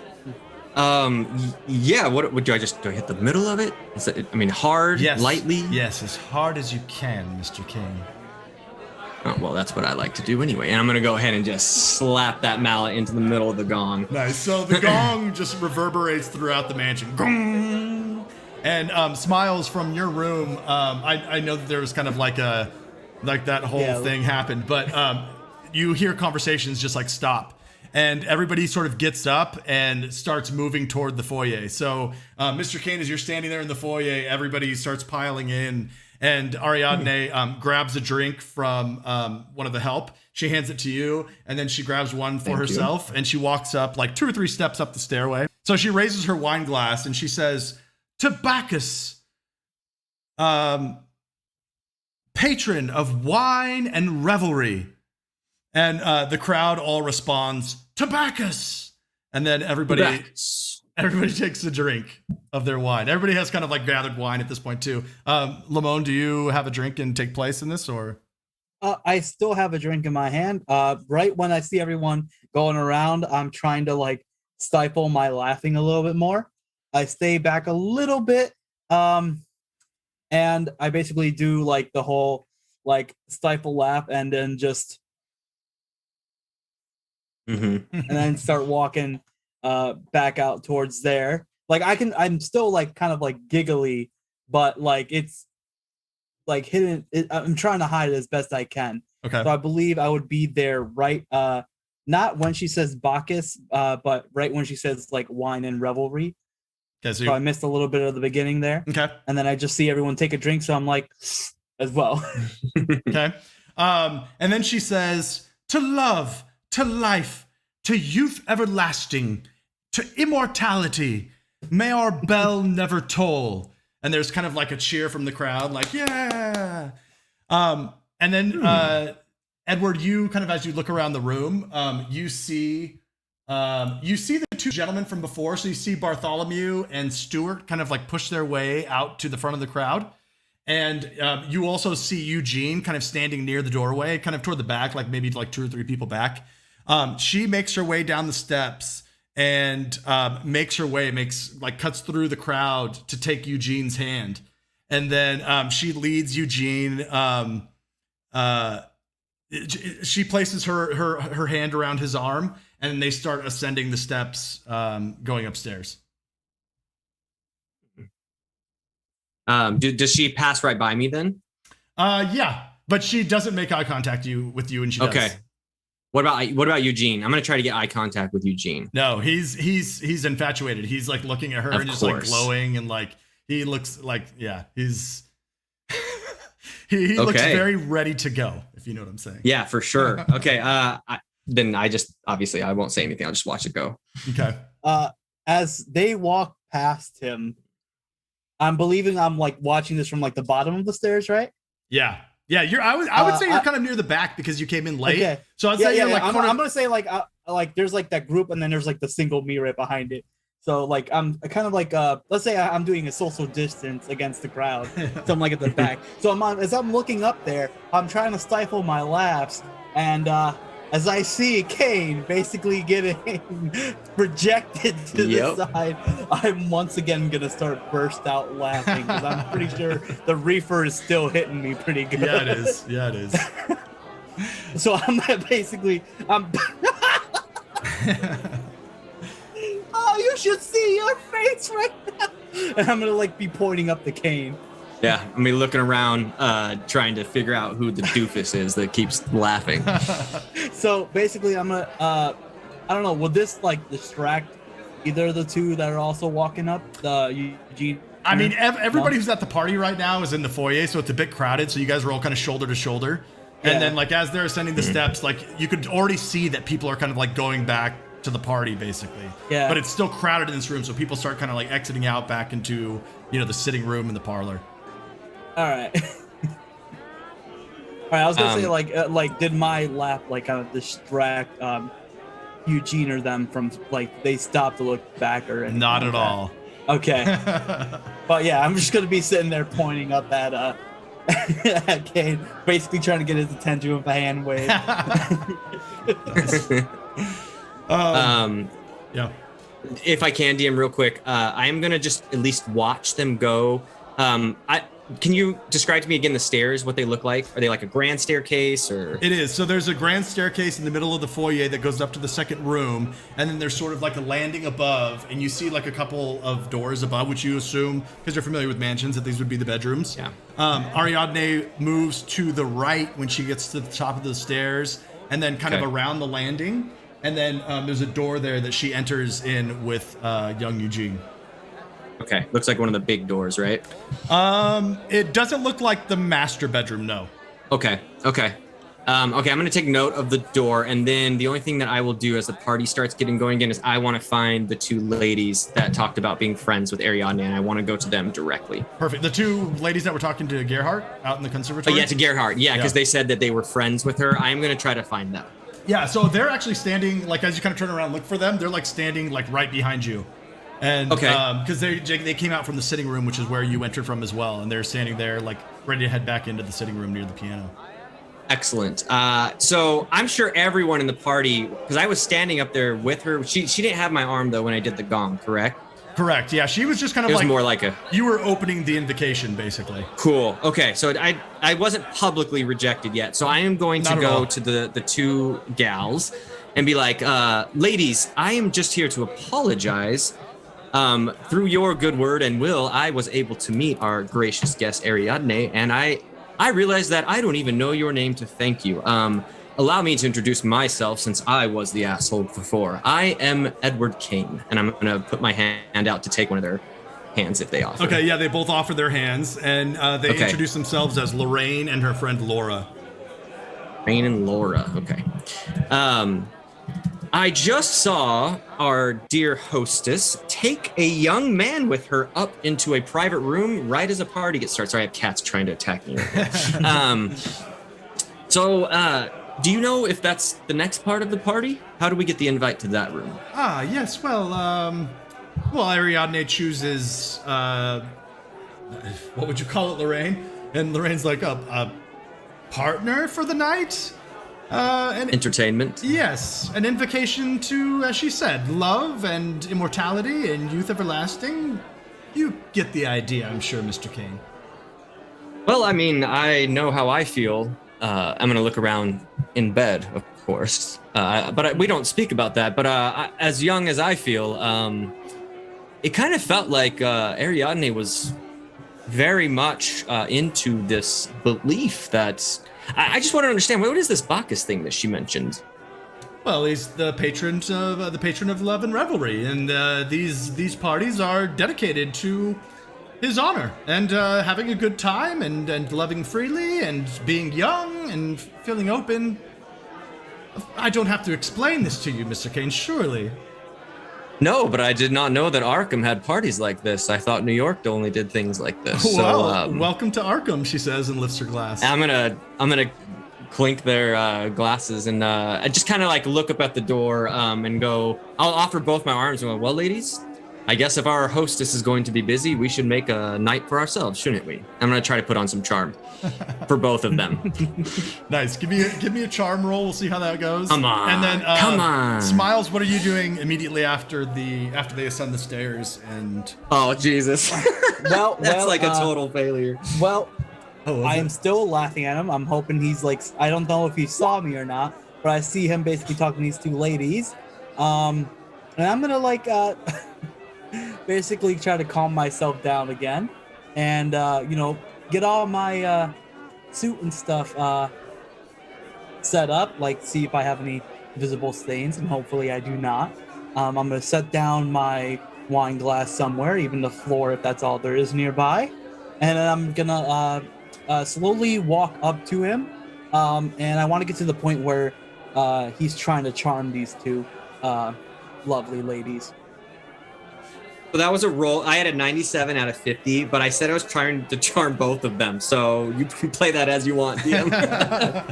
Yeah, we'll say you get the sense that they're not necessarily looking for any kind of like, I'm not sure how you're playing this, but they're not looking for any kind of sleazy like hookup or anything. More so like let's the three of us actually just enjoy the rest of the party together and see what happens, sort of like innuendo. Okay. So do you talk to them about anything in particular? I think as if we are starting to walk through the party before Smiles gets there, I have to ask you a question. Why that man? And I'm just gonna point. Do you know who that is? Mr. Vinch? Gerhard? No, I'm sorry. The man that Ariadne chose. Oh, the young man. Oh, I don't know. He's young and fairly attractive. Ariadne is an advocate of. I don't know why I keep on finding myself having to explain this to you, Mr. Cain. And maybe this is where your charm fails, but she's like, yeah, there you go. She's like, she's an absolutely. advocate of free love, and the invocation of Bacchus. She chooses a new young lover every party. If I'm giving the ending away, I'm sorry. Well, that sounds very different from what I'm used to. So perhaps I shall be staying in Arkham a little longer. And honestly, this is truth for Edward. He's like, the fuck? So that's why he'll play it out. But he'll just and then he'll notice Smiles. All right. And I'm gonna be walking up, and I'm gonna like giggle a little bit. Well. Look at the cake eater over here, huh? I have the sheet up, and yeah, for sure. A ladies' man. That's apparently the slang of that time. So who might you two lovely ladies be? So they introduce themselves as Lorraine and Laura, and I'm gonna just kind of fast track this because we've got 10 minutes, or I want to get off by 10:30. But they sort of go into talking. They kind of turn the conversation toward Gerhard Vinch, and you guys were there all together when he was talking about him being a spiritualist and stuff. Yep.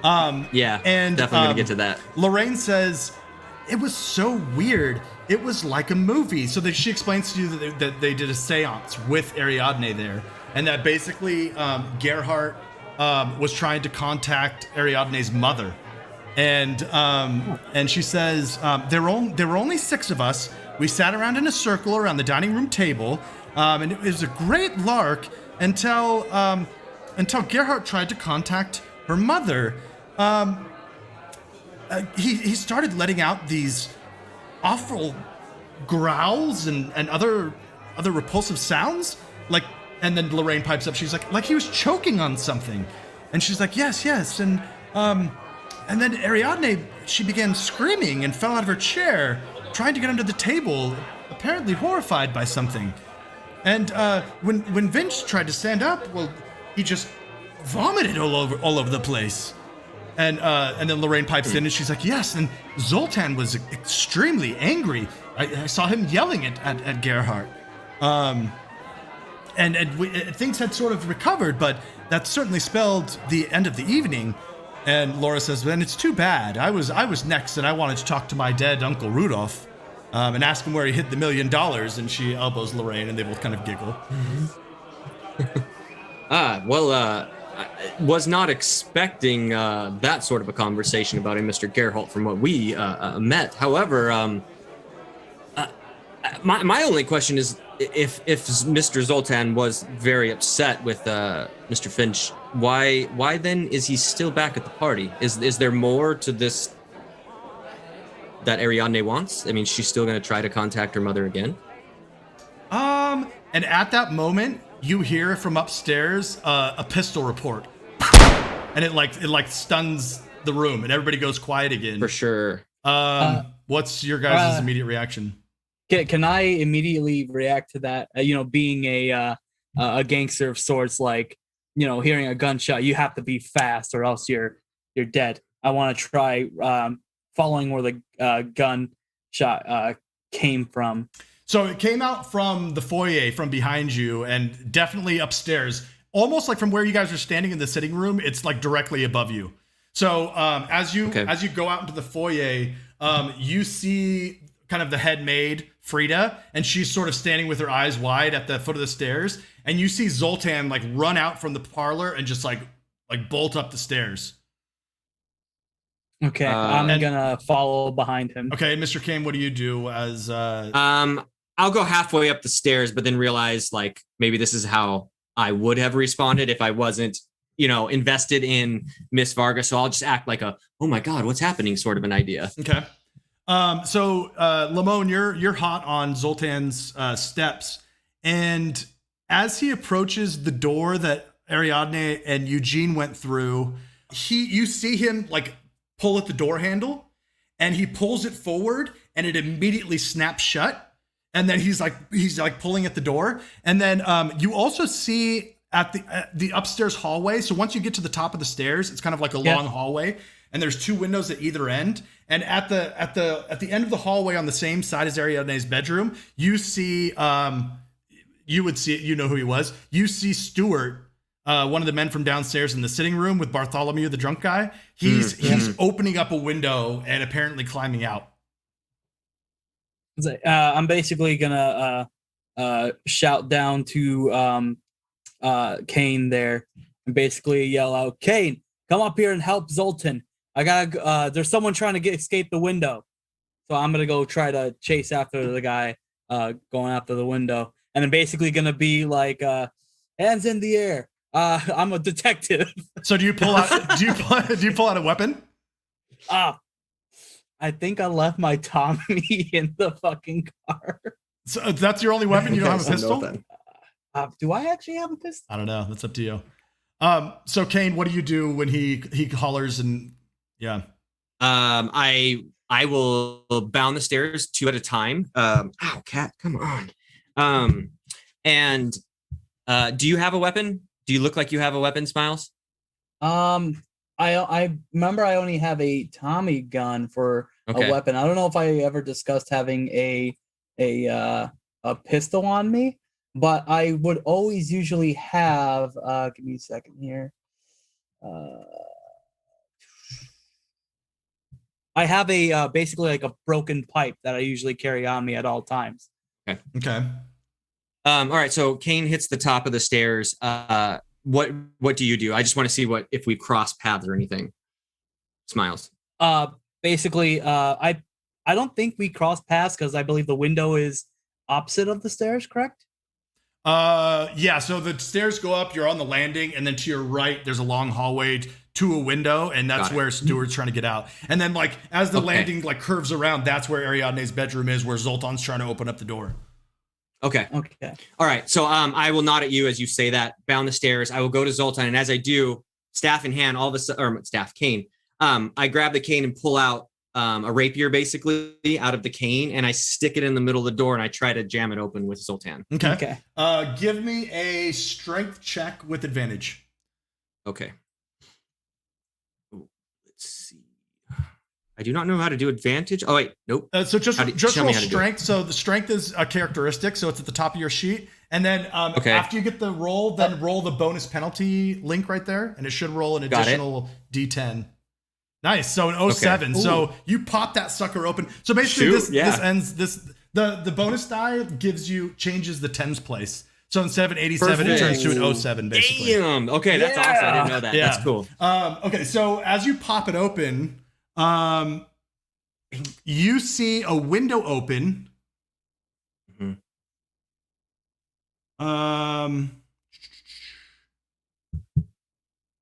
And you see young Eugene Wilcox lying on the floor. His head is shattered, surrounded by a pool of blood soaking into the oriental rug. His derringer lies next to his body, emptied. And then as you kind of do you approach the body? I will let Zoltan enter first. So Zoltan looks at the boy on the ground, but then immediately looks around the room, apparently searching for Ariadne, who does not appear to be here. Okay. I will know that kid is dead. So at first I will just react like, oh my God, like that sort of a thing, just to play on it and just to kind of see if she's in the room with Zoltan.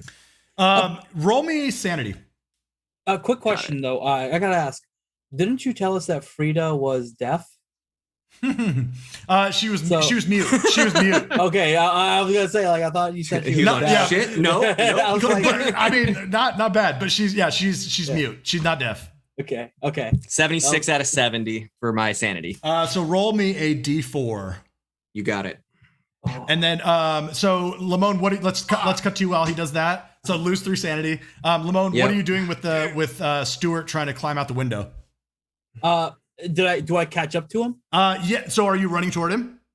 Yeah. And then what do you do once you get close to him? Basically, I'm gonna grab him by try to grab him by his arm and not just his jacket, so he doesn't do that little shitty getting away by letting go of his jacket thing. So I definitely try to grab him by his arms and pull him back in, and basically kind of wrestle him to the ground and put his hands behind his back. Okay. And basically stop resisting kind of thing. Okay, give me a brawl. Give me a brawl fighting check. Ooh. And this is going to be, he's going to try and dodge. Oh. So you failed. Oops. I did that wrong. Oh, and he succeeded. So he's able to evade you. Like he gets past your grapple.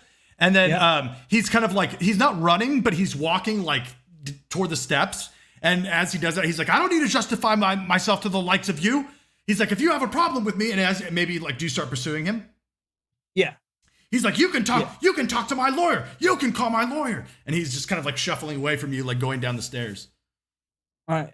Is he outside right now? No, he's at this point, he's sort of at the top of the stairs as he kind of dodged past you. And he's descending the steps going outside. All right. Is Frida nearby or no? She's at the foot of the steps, just kind of it's like, Frida, if you can, I'm gonna kind of scream down to her, Frida, if you can hear me, I'm gonna need that badass side of yours right now.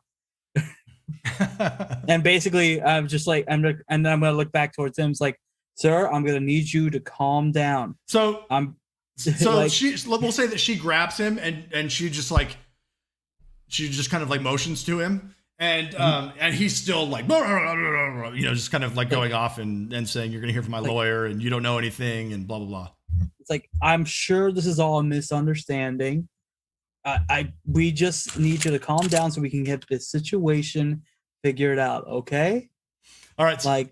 So let's cut to Mr. Cain in the room. Yeah. So as you kind of shuffle past and you're looking for Ariadne, Zoltan goes to the open window and peers out the window, and he's like, Ariadne, and runs out the door.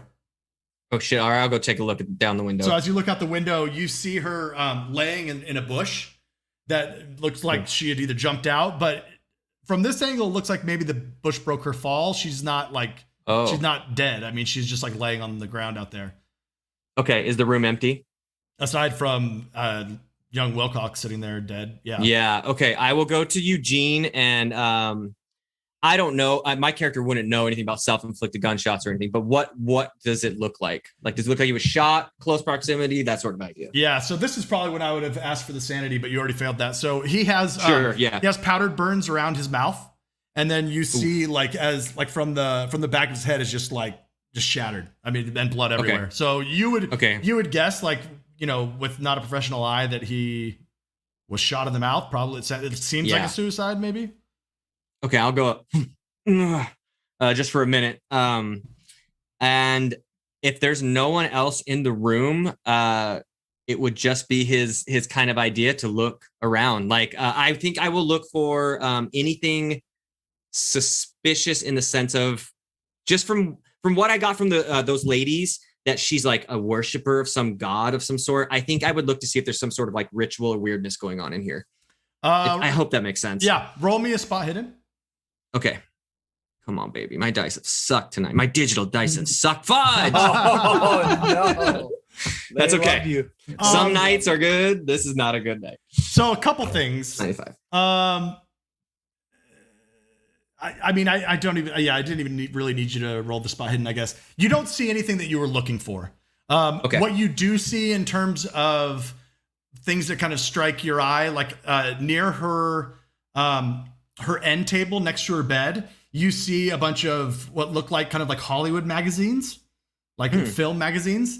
And then you also notice when Zoltan rushes out the door and the door kind of like closes a little bit from him whooshing past, you see white, like a white tack, I guess. I don't know how to, like spindly kind of sticky substance stuck to the back of the door. Interesting. Okay, I will use my sword cane, just kind of like poke it, or to see if it's like something that would come off, like, just because it's something I don't recognize. I just want to take a look at it. Yeah, so it's kind of like splayed out like that. Mm-hmm. And as you kind of like dip your sword in it, it sticks to your sword blade and kind of like almost like kind of syrupy. Shit. Yeah, kind of like elongates. And it's tacky. Like tacky, like sticky. Yeah. Okay. Sorry, I didn't mean to say yeah. That sounds rude. I would like to use maybe no, my character wouldn't know anything about this. Okay. I will search Wilcox's body just to see if he has anything on him. Maybe like, I don't know that, unless that was involved in the search. GM. Yeah. No, give me another spot hidden. Let's cut back to Smiles. So Smiles, you're at the bottom of the steps now with Frida, who has a hold of Stuart, and has man, those rolls are punishing you today. And she has him. He's stopped like running, but he's basically again just piping off like, let go of me. I demand it. Was Stuart one of the ones we had the drinks with at the bar? He was one of the first party that you went to. Yeah. Okay. All right. It's like, I'm gonna look at him. It's like, hey, Stuart, it's me, Smiles. You know, your drinking buddy. We all came here for the same reason. Remember? Yes. We're brothers that way. Come on. Okay. What? Like, just I need you to just come sit down on the stairs with me. We'll talk this out. We'll clear this whole misunderstanding. All right. There's no need for you to be afraid. Let's just figure this out. Okay. And I'm gonna keep like smiling the entire time, like come on, I'm your buddy. We're just gonna sit down, talk. I'm sorry I was being a little bit rough. I didn't realize it was you. I know you're not a bad guy. Sounds like a charm roll. Give me a charm roll. Yeah. Let's cut back up to Cain. So anything that you're doing with the material that you find, nice. Oh, you're on mute. Oh yeah, you're on mute. I'm sorry. Yeah. I need some of that luck, buddy. Okay. So I think just to play it out, I get to to Wilcox, but as soon as I see Eugene, I don't do good with bodies. So I start like from the depth. So I could only really see if he had something visible, if that's the case. Yeah. And like, you don't find anything out of the ordinary. Like he has a wallet on him, it has his address. Okay. He doesn't have an invitation on him, but he has the gun in his hand. Yeah, I mean, not much. I guess the last thing I'll do if I can is I will find something to grab the gun, wrap it up, maybe like a pillowcase or something, and I will just walk out onto the into the foyer again and see if I can find Smiles. Okay, so and that's what that. Yeah, so you catch Smiles sitting at the bottom of the stair. You successfully calm down Stuart Portman, and he's sitting at the bottom step with you, just kind of like shaking his head, like he's still frustrated, but he's not like attempting to leave or anything.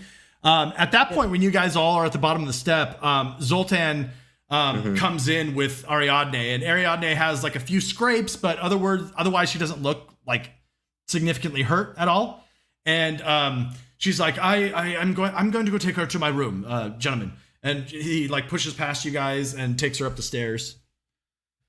Yes, of course. Of course. And if you need us, we're right here. I'll just say as they go. Thank you. Okay, so as he goes in, he takes Ariadne to his room, and he's gone just a moment before he comes back, and he's like, oh well, I don't mean to be rude, but this party is clearly over. I've called the police. They are on their way.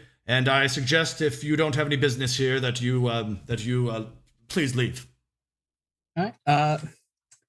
So I was gonna hope to try to get free to bring Stuart. Stuart a drink for him to calm down a little bit. Yeah. But I guess that's a little bit off. No, in the time that he's up there, she grabs some water and brings it back to you for Stuart. Yeah. Okay. Yep. All right. So I'm gonna ask. So Stuart, why were you running? I don't want to blame. I don't want to say that you were the person that did it, but why were you up there and why were you running? Well, do what? I didn't do anything. I was minding my own business. I was upstairs, heard the shot. I was trying to run out of the window. I didn't know if there was someone shooting in there. I didn't know if I was in danger. I don't even know why I have to explain myself to you.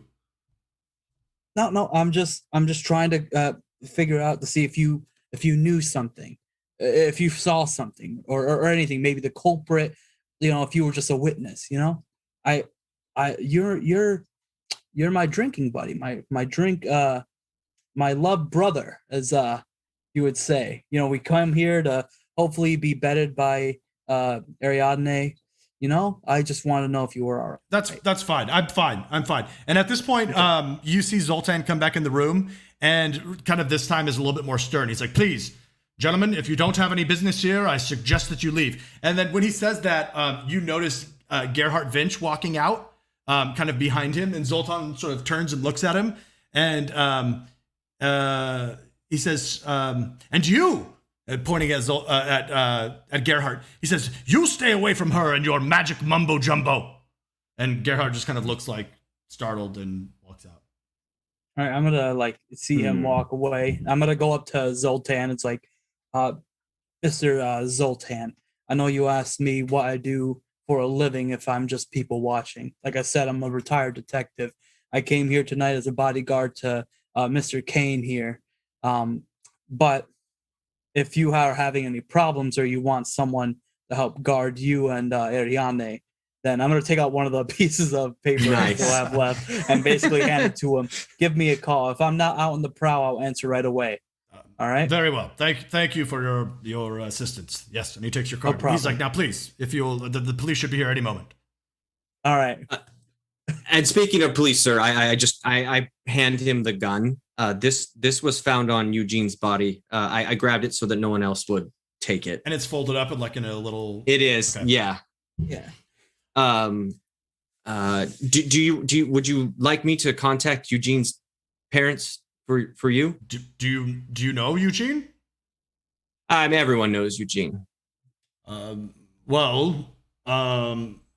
suppose I should probably I don't know. Perhaps I will call you in the morning. Do you have a card or something I could get in contact with you? Call that number. I'm going to point at what Smiles gave him. All right. So, Zoltan is the uncle, right? To Ariadne? Yep. All right. And as he's like, after he says that, it's like, sir, we're going to head out. you have a lot on your plate right now. I think you should just focus on consoling your niece. Yes, of course. Thank you again, gentlemen. Thank you for coming. No problem. You have a wonderful evening. Well, Please tell your after niece all that this. yes, and please tell your niece that Edward Cain hopes that she makes a quick recovery. Yes, I will be sure to do so. Thank you. All right. That's where we'll call it for tonight. Wow, God damn. So that took a turn. yeah.